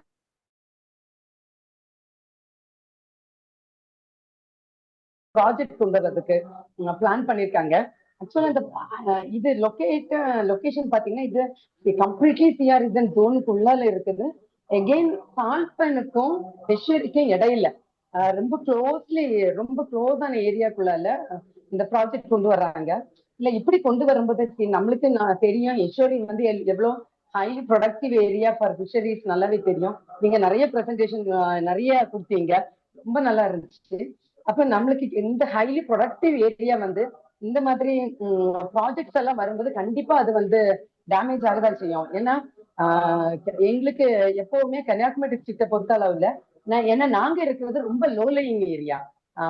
இப்ப எங்களுக்கு மலை காடு இருக்கிறது வந்து இதுக்கு எங்க இருக்குதுன்னா இந்த மார்த்தாண்டம் தக்கலை அந்த சைட்ல இருக்குது. அப்ப அங்க இருந்து இப்படி ஸ்லோப்பா தான் நாங்க கன்னியாகுமரி எண்டுல இருக்கிறோம். அப்ப கம்ப்ளீட்லி லோ லையிங் ஏரியா. தண்ணி வரும்போது என்னன்னா நார்மலாவே ஊருக்குள்ளால தண்ணி போகும். அப்ப இந்த சால்ட் பஞ்ச் ரெண்டு பக்கத்துல இருக்கக்கூடிய salt pans act buffer zone வந்து ஆக்ட் பண்ணி இந்த தண்ணி அவ்வளவு உறிஞ்சி வச்சுக்கோம். அப்ப ஊருக்குள்ளால தண்ணி போறது கம்மியாகும். இந்த சிப்காட்டோட ப்ராஜெக்ட் எல்லாம் வந்துச்சுன்னு வைங்களேன், கம்ப்ளீட்டா அந்த ஏரியா அவ்வளவுமே கன்ஸ்ட்ரக்ஷன்ஸ் அதெல்லாம் வந்துச்சுன்னா அந்த பஃபர் ஜோன் வந்து இங்க அடிபட்டு போகும். தண்ணி கண்டிப்பா 100% ஊருக்குள்ளால போகும். அண்டர் கிரவுண்ட் வாட்டர் வந்து ஃபுல்லா மற்ற வாட்டர் வந்து மிக்ஸ் ஆகிறதுக்கு நிறைய சான்சஸ் இருக்குது. இது மாதிரி நிறைய த்ரெட் இங்க இருக்குது. அது மாதிரி இந்த நம்மளுக்கு இந்த migratory birds from Russia, Siberia, subarctic ரீஜன்ல இருந்து வரக்கூடியது எல்லாமே இங்க நம்மளோட இங்க வந்து எங்க எஸ்வரி வந்து சப்போர்ட் பண்ண ஷோர்லைன் ரொம்ப கம்மியா இருக்கிறதுனால இந்த சால்பானை தான் ஆல்டர்னேட்டிவ் ஹேபிட்டா அது எடுத்துட்டு இருக்குது. அப்ப இந்த ஹேபிட்டட் கம்ப்ளீட்டா இதாகும். நாங்க ஒரு ரிங்கிங் மைக்ரேஷன் பேர்ட் மைக்ரேஷன் ஸ்டடீஸ்ல நாங்க கண்டுபிடிச்சோம்னா இங்க இருந்து ரிங் பண்ண பேர்டு இங்க கன்னியாகுமரியில இருந்து ரிங் பண்ண பேர்டு யூகேல போய் கிடைச்சிருக்குது. அது மாதிரி ஈரான், போலாண்ட்ல இருந்து ரிங் பண்ண பேர்ட் கன்னியாகுமரியில கிடைச்சிருக்குது. அப்படியே நம்மளுக்கு இது டிஃப்ரெண்ட் கண்ட்ரிஸை இதை கனெக்ட் பண்ணக்கூடியதா இருக்குது. இது இப்ப லாங் டிஸ்டன்ஸ் ஜேர்னி பண்ணக்கூடிய பேர்ட் எல்லாம் இது இங்க இந்த மாதிரி சிப்காட் ப்ராஜெக்ட் வரும்போதெல்லாம் ஹெவி லைன்ஸ் வந்து வைப்பாங்க, போல்ஸ் வைப்பாங்க, ஹெவி லைன்ஸ் எல்லாம் கிராஸ் ஆகும். இப்ப இந்த பேர்ட்ஸ் எல்லாம் அது மாதிரி ஃபுல்லா லைட் பொல்யூஷன் ஆகும். அப்ப இதுக்கு கண்டிப்பா 100% டிஸ்டர்பன்ஸ் வரும். அப்ப நான் உண்மையாவே என்ன நினைக்கிறேன்னா ஒரு கன்சர்வேஷனிஸ்டா இந்த ஏரியா வந்து ப்ரொடெக்ட் பண்ணணும். ஏன்னா இது வந்து யூனிக் என்விரான்மெண்ட். இது இல்லைன்னு வைங்களேன் கண்டிப்பா கன்னியாகுமரி டிஸ்ட்ரிக்டே அழிஞ்சு போகும் அப்படிங்கக்கூடிய ஒரு இதுல இருந்துட்டு இருக்கிறது. நான் என்னோட இது என்ன ரிக்வெஸ்டா மேடம், நீங்க என்ன சொல்ல வரீங்கன்னு புரியுது. சார் பதில் சொல்லுவாங்க. சரி. நீங்க கேள்வி ரொம்ப லென்த்தா சொன்னீங்க. அது அந்த இம்பாக்ட் தெரியுது. ஆக்சுவலா வந்து அந்த சிஆர்செட் 1 மேங்க்ரூவ் ஏரியா எல்லாமே.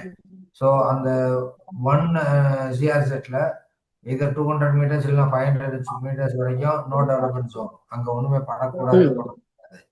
ஸோ அது வயலேஷன் இருந்தா நம்ம வந்து ஒரு ரெப்ரசன்டேஷன் கொடுக்கலாம். ஒண்ணு இல்ல அவங்க அதையும் மீறி செயல்படுறாங்கன்னா நேஷனல் கிரீன் ட்ரிபியூனல் இருக்கு. அதுக்கு நீங்க நீங்க என்ன அவங்க குரூப்போட போனீங்கன்னா அவங்க வந்து ஸ்டாப் பண்ணுவாங்க. ஏன்னா மேங்க்ரூவ்ஸ் வந்து இப்போ வந்து ரொம்ப இது சட்டத்துல நல்லா ப்ரொடெக்ட் ஆகி தான் இருக்குது. ஸோ ஒரு ஹெக்டர் மேங்க்ரூவ்ஸை கூட வெட்ட முடியாது. ஸோ அதனால 100 மீட்டர்ல மேங்க்ரூவ் இருந்தா கூட வெட்டக்கூடாது. 100 மீட்டர் இருந்தா கூட. ஸோ அதனால நீங்க வந்து ஒரு ரெப்ரசன்டேஷன் வந்து நீங்க இல்லை உங்க குரூப் யாராவது என்வரான்மெண்டலிஸ்ட் குரூப் இருக்காங்க அவங்களோட சேர்ந்து இதுக்கு வந்து நீங்க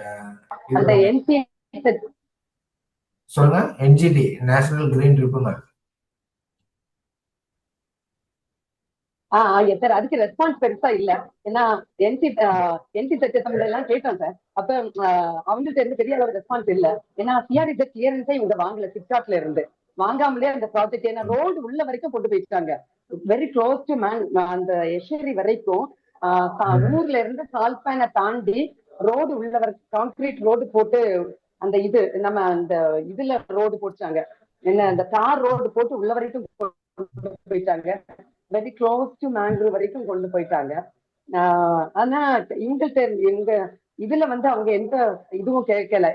லைக் சிஆர்இசட்ல கிளியரன்ஸ் எதுவுமே அவங்க வாங்கல. அது தெரியுது. பட் இது வந்து கவர்மெண்ட் வந்து இதுல ஸ்ட்ராங்கா இருக்கனால ஃபர்தரா என்ன மாதிரி மூவ் பண்ணி கொண்டு போறதுக்கு அப்படிங்கிறது. ஏன்னா எல்லாமே ஃபர்ஸ்ட் வந்து டிஸ்ட்ரிக்ட் கலெக்டர் நோட்டிபிகேஷன் போகணும். ஏன்னா அவர் தான் பெர்மிஷனே கொடுத்துருப்பாரு. ஸோ அவர் வந்து இது வந்து சிஆர்இசட் வயலேஷன் அவர்கிட்ட சொல்லணும் ஃபர்ஸ்ட். செகண்ட் ஆக்சுவலா எங்களுக்கு ஒண்ணே சார், எங்க டிஸ்ட்ரிக்ட் கலெக்டர் இதுக்கு சப்போர்ட்டிவா இருக்காங்க. அவங்கதான் வந்து வந்து பாத்துட்டு போறாங்க எவ்வளவு தூரத்துக்கு ரோட் போகுது எவ்வளவு இருக்குன்னு. அவங்களுக்கு கம்ப்ளைண்ட் ஆர்டிஐ போட்டப்ப அவங்க எங்களுக்கு ப்ராப்பர் ரிப்ளையே கொடுக்கல. ஸோ இதுக்கு வந்து வந்து ஒரு பெரிய தீர்வுன்னு பாத்தீங்கன்னா என்ஜிடி தான், வேற வழியே இல்லை. என்ஜிடி போனதான். Okay, thank you thank you sir, thank you. அது மாதிரி இந்த பிளான்டேஷன், அந்த ரொம்ப பிளான்டேஷன் வைக்கிறாங்களா, அதுக்கும் ஒரு அது வந்து என்னன்னா பிளான்டேஷன் வந்து நிறைய பணம் இருக்குது, அவங்ககிட்ட கிராண்ட்ஸ் இருக்குது. ஸோ எங்கெங்கெல்லாம் ஃபீஸிபிள் இருக்கோ அங்கே வச்சிடுறாங்க. நீங்க சொன்ன மாதிரி ரொம்ப அது சின்ன எஸ்டோரி தான். அங்க வந்து அந்த சின்ன ஓட மாதிரி தான் இருக்குது. நானும் இப்போ வரல, கொஞ்ச நாளைக்கு முன்னாடி நேரா வரல, சீன் தி மேப்ஸ் 2-3 பப்ளிகேஷன் இருக்குது. அது வந்து சின்ன எஸ்டோரி தான். இருக்கிறதுக்காக இது மாதிரி ஸ்பாயில் பண்ண, ஆமா ஸ்பாயில் பண்ணக்கூடாதுல்ல சார். ஏன்னா ஓப்பன் வாட்டர் ஏரியாவே நிறைய ரெடியூஸ் ஆயிட்டே இருக்குது. ஏன்னா நிறைய ஆர்கனைசேஷன்ஸ் உள்ள வர்றாங்க. எல்லாரும் வந்து நிறைய க்ரோர் ப்ராஜெக்ட கொண்டுட்டு வந்து அவங்களுக்கு வந்து திங்கிங் இல்ல. அந்த ஈஸ்வரியோட இந்த ஈஸ்வரியோட இது என்ன, இதுக்கு எவ்வளவுதான் வைக்கணும், இதோட கெப்பாபிலிட்டி என்னங்கிறதே எந்த மாதிரி எல்லாம் திங்க் பண்ணவே இல்லை. ஏதோ ஃபண்ட் வாங்குறாங்க, ஃபண்டுக்கு ஏதோ பிளான்டேஷன் பண்ணணும் அப்படிங்கிற தாட் மட்டும் தான் இருக்குது. பட் அதை எப்படி நம்ம ஸ்டாப் பண்றதுக்கு, எல்லாருமே வந்து வந்து வரவங்க போறவங்க எல்லாரும் கொண்டு நானும் நடுறேன்னு வச்சுட்டு இருக்கிறாங்க. ஏன்னா ஃபாரஸ்ட் டிபார்ட்மெண்ட்டுக்கும் ப்ரெஷர், அவங்களுக்கும் நடனம்னு சொல்லி இது இருக்குது. அவங்க ஒரு சைட்ல நடுறதுக்கு ரெடி பண்றாங்க, என்ஜிஓஸ் நிறைய வர்றாங்க. ஆனா சரி ஃபாரஸ்ட் டிபார்ட்மெண்டாவது டிபார்ட்மெண்ட்ல இருந்து பண்றாங்க, இனி அவங்களுக்கு நம்ம கொடுத்துட்டோன்னு வைங்களேன். மற்ற என்ஜிஓஸ் வந்து நம்ம ஸ்டாப் பண்ணணும்ல, ஒரு லிமிட் உண்டு இல்ல, ஒரு ஏரியால வைக்கிறதுக்கும் ஒரு லிமிட் இருக்கு. சொல்லலாம் நீங்க இது மேங்க்ரோவ்ஸ் அது அந்த ஈகோசிஸ்டம் வேற வேற பிளான்ஸ் நீங்க எங்களுக்கு ஊருக்குள்ள நட்டி கொடுங்க, வேற பிளான்ஸ் நடுங்கன்னு சொல்லுங்க. மேங்க்ரோவ்ஸ் விட்டுருங்க, மேங்க்ரோவ்ஸ் இல்லாம வேற பிளான்ஸ் நட்டி கொடுங்கன்னு சொல்லுங்க. இல்ல நீங்க எல்லாம் ஸ்டெப் எடுத்தீங்க நக்கி, இந்த மலைக்குடி மேங்க்ரோவை கன்சர்வ் பண்றதுக்கு என்ன செய்யலாம் அப்படின்னு நீங்க எல்லா இடத்துலயும் நீங்க பண்றீங்களா சார்? எங்களுக்கும் கொஞ்சம் கன்னியாகுமரி டிஸ்ட்ரிக்ட கன்சர்வ் பண்ணணும்னு கொஞ்சம் வாங்க sir. Okay okay, thank you sir, thank you so much sir. வணக்கம் சார். மீண்டும் நான் தியாகராஜன் பேசுறேங்க. வணக்கம் சார். சார், இந்த இலவச மின்சாரம் வந்து இந்த மீனவர்களுக்கு இந்த உள்நாட்டு மீன் வளத்துக்கு இந்த பெரிய பதவியில இருக்கக்கூடிய நம்மளுடைய கவர்மெண்ட் ஸ்டாஃப்ஸ் அபிஷியல்ஸ் எல்லாம் கொஞ்சம் ரெக்கமெண்ட் பண்ணி வாங்கி கொடுக்கலாம். அது இல்லாம நம்ம வந்து டேரிஃப் 3A1 பண்ணிக்கிட்டு இருக்கோம். இதனால நம்மளுக்கு வந்து நிறைய பண விரயம் ஆகுது, நம்ம மீன் வளர்ப்புக்கு ரொம்ப கடினமா இருக்கு. அதுக்கு ஏதாவது பிளான் பண்ணி நீங்க மாதிரி பெரிய ஆட்கள் யாராவது ரெக்கமெண்ட் பண்ணி சென்ட்ரல் கவர்மெண்ட்டுக்கு ஸ்டேட் கவர்மெண்ட் எல்லாம் ரெக்கமெண்ட் பண்ணி கொஞ்சம் ஃப்ரீ கரண்ட் வாங்கி தரலாம்ல. இது ஒரு நல்ல விவசாயம். நாங்கெல்லாம் இப்போ வந்து ஒரு 3 ஏக்கரை நாங்க மீன் பள்ளம் தோண்டி அவ்வளவு இது பண்றது. 3 ஏக்கர் விவசாயத்தை அழிச்சிட்டோம். அதோட விலை பாத்தீங்கன்னா ஒரு 20,000-25,000 சென்ட் போகுது. அப்ப நாங்க வந்து ஒரு 75 லட்சத்தை விட்டுட்டு தான் நாங்க வந்து இந்த மீன் வளர்ப்பே உள்நாட்டு மீன் வளத்துல நம்ம ஸ்டார்ட் பண்ணதுல இருந்து பாத்தீங்கன்னா நீர் மட்டம் மேல வந்திருக்கு. ஒரு 60 அடி 50 அடிக்கெல்லாம் வந்துச்சு நம்ம நீர்மட்டம் நம்ம ஊர்ல. அதுக்கெல்லாம் காரணம் நாங்கெல்லாம் இந்த மாதிரி மழை நீரை சேகரிப்பு பண்ணதான் காரணம். இதுக்கெல்லாம் கொஞ்சம் தயவு பண்ணி எல்லாரும் ரெக்கமெண்ட் பண்ணி ஏதாவது ஃப்ரீயா கரண்ட் தர மாதிரி ஏதாவது ஏற்பாடு பண்ணி தரலாம்ல. இதை யாராவது செய்யறதுக்கு வழி உண்டா? ஏன்னா இது ஒரு மீனவர் தினம்ன்றதுனால நான் சொல்றேன். ஏதாவது பெரிய ஆபீசர்ஸ் இருக்கீங்க, நீங்க சென்ட்ரல் கவர்மெண்ட்டுக்கு ரெக்கமெண்ட் பண்ணலாம், ஸ்டேட் கவர்மெண்ட்டுக்கு ரெக்கமெண்ட் பண்ணலாம், ஏதாவது ஒன்று பண்ணி தரலாம்ல. இதை பத்தி கொஞ்சம் ஆராய்ச்சி பண்ணி எனக்கு அதை பதில் சொல்லுங்க சார். நன்றி. இது இப்பத்திய ப்ராப்ளம் இல்லைங்க. இது வந்து கிட்டத்தட்ட 20 வருஷமா நாங்க ஒவ்வொரு ஃபிஷ் ஃபார்மர்ஸ் மீட்டிங் அங்கங்க இந்தியாவில் எங்க கோஸ்டல் ஏரியாவில் பண்ணும்போது இது ஒரு இம்பார்ட்டன்ட் இஷ்யூ. ஃப்ரீயா இல்லை, ரேட் வந்து உங்களுக்கு வந்து மினிமம் ரேட்டு, அந்த யூனிட்டுக்கு இவ்வளோ அப்படின்னு சொல்லி மினிமம் ரேட்டு. இதுல எனக்கு தெரிஞ்சு வந்து பீகார்ல தான் வந்து குறைச்சிருக்காங்க. அதையும் நாங்க ஒவ்வொரு மீட்டிங்லயும் சொல்லுவோம், அந்த ஸ்டேட்ல பண்ணியிருக்காங்க, இங்கேயும் பண்ணணும், இதனால இவ்வளவு வேலை வாய்ப்பு இருக்கு, இதனால இவ்வளவு வந்து நமக்கு எக்கனாமிக் இது இருக்கு, ரிட்டர்ன்ஸ் இருக்கு, ஃபாரின் எக்ஸ்சேஞ்ச் இருக்கு, இவ்வளோத்தையும் சொல்லி நாங்க வந்து இதெல்லாம் ரெக்கமெண்ட் பண்ணியிருக்கோம். ஆனால் ஒண்ணு நடக்கல. அது நம்ம சொல்லிக்கிட்டு தான் இருக்க வேண்டும், வேற வழி இல்லை. நெக்ஸ்ட் வேற நன்றி சார். சார் ஆந்திரால இருக்கு சார். அந்த ஃபிஷர் வந்து அக்வாகல்ச்சர் ஃபார்மர்ஸுக்கு they are getting subsidized power tariff. Okay. அது மெயினா ஷிம் ஃபார்மிங் இருக்கிறதுனால அவரு சந்திரபாபு நாயுடு டைம்லயே அதை கொண்டு வந்துட்டாங்க. ஆமாம் சார். ஓகேங்க. வேற ஏதாவது கொஸ்டின்ஸ் இருக்கா? டைம் ஆயிட்டு இருக்கு, மணி 1:15 ஆகுது. தமிழ் வேற ஏதாவது கேள்விகள் இருக்குங்களா? ஃபிஷர் விமன் யாருக்காவது கேள்விகள்? நாகப்பட்டினம், காரைக்கால், கடலூர், பாண்டிச்சேரி.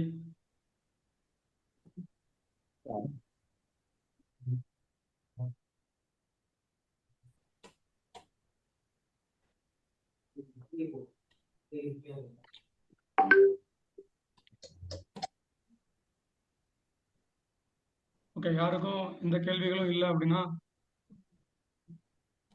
நம்ம இந்த வெபினார் வந்துட்டு இதோட நம்ம முடிச்சுக்கலாம்.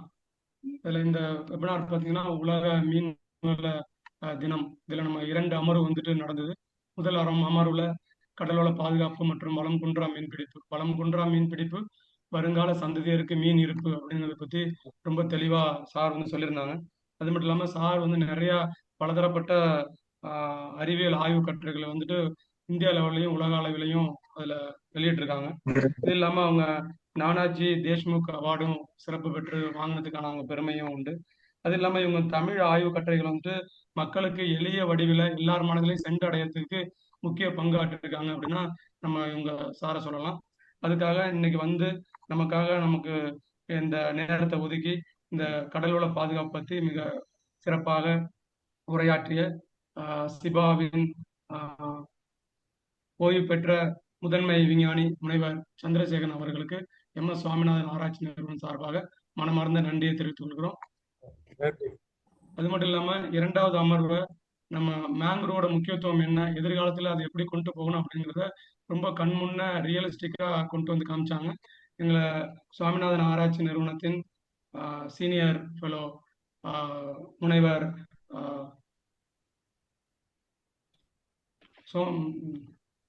ராமசுப்ரமணியம் சார் அவர்களுக்கு மனமார்ந்த நன்றியை தெரிவித்துக் கொள்கிறோம். அது மட்டும் இல்லாம கடலோர மாவட்டங்கள் வந்துட்டு கன்னியாகுமரியிலிருந்து சென்னை வரைக்கும் உள்ள நிறைய மீனவர் பெண்கள், ஆராய்ச்சியாளர்கள், அப்புறம் பங்குதாரர்கள் மற்றும் மாணவர்கள் எல்லாரும் வந்து கலந்துக்கிட்டு உங்களோட கருத்துக்களை சொன்னீங்க. இந்த மீன்வள தினத்துல நீங்க பெற்று நிறைய இதை பத்தி கருத்துக்களை தெரிஞ்சிருப்பீங்க அப்படிங்கிற நம்பிக்கையோட அனைவருக்கும் MS சுவாமிநாதன் ஆராய்ச்சி நிறுவனம் சார்பாக நன்றியை தெரிவித்துக் கொள்கிறோம். நன்றி, வணக்கம். வணக்கம் அனைவருக்கும். Thank you very much. Right, thanks.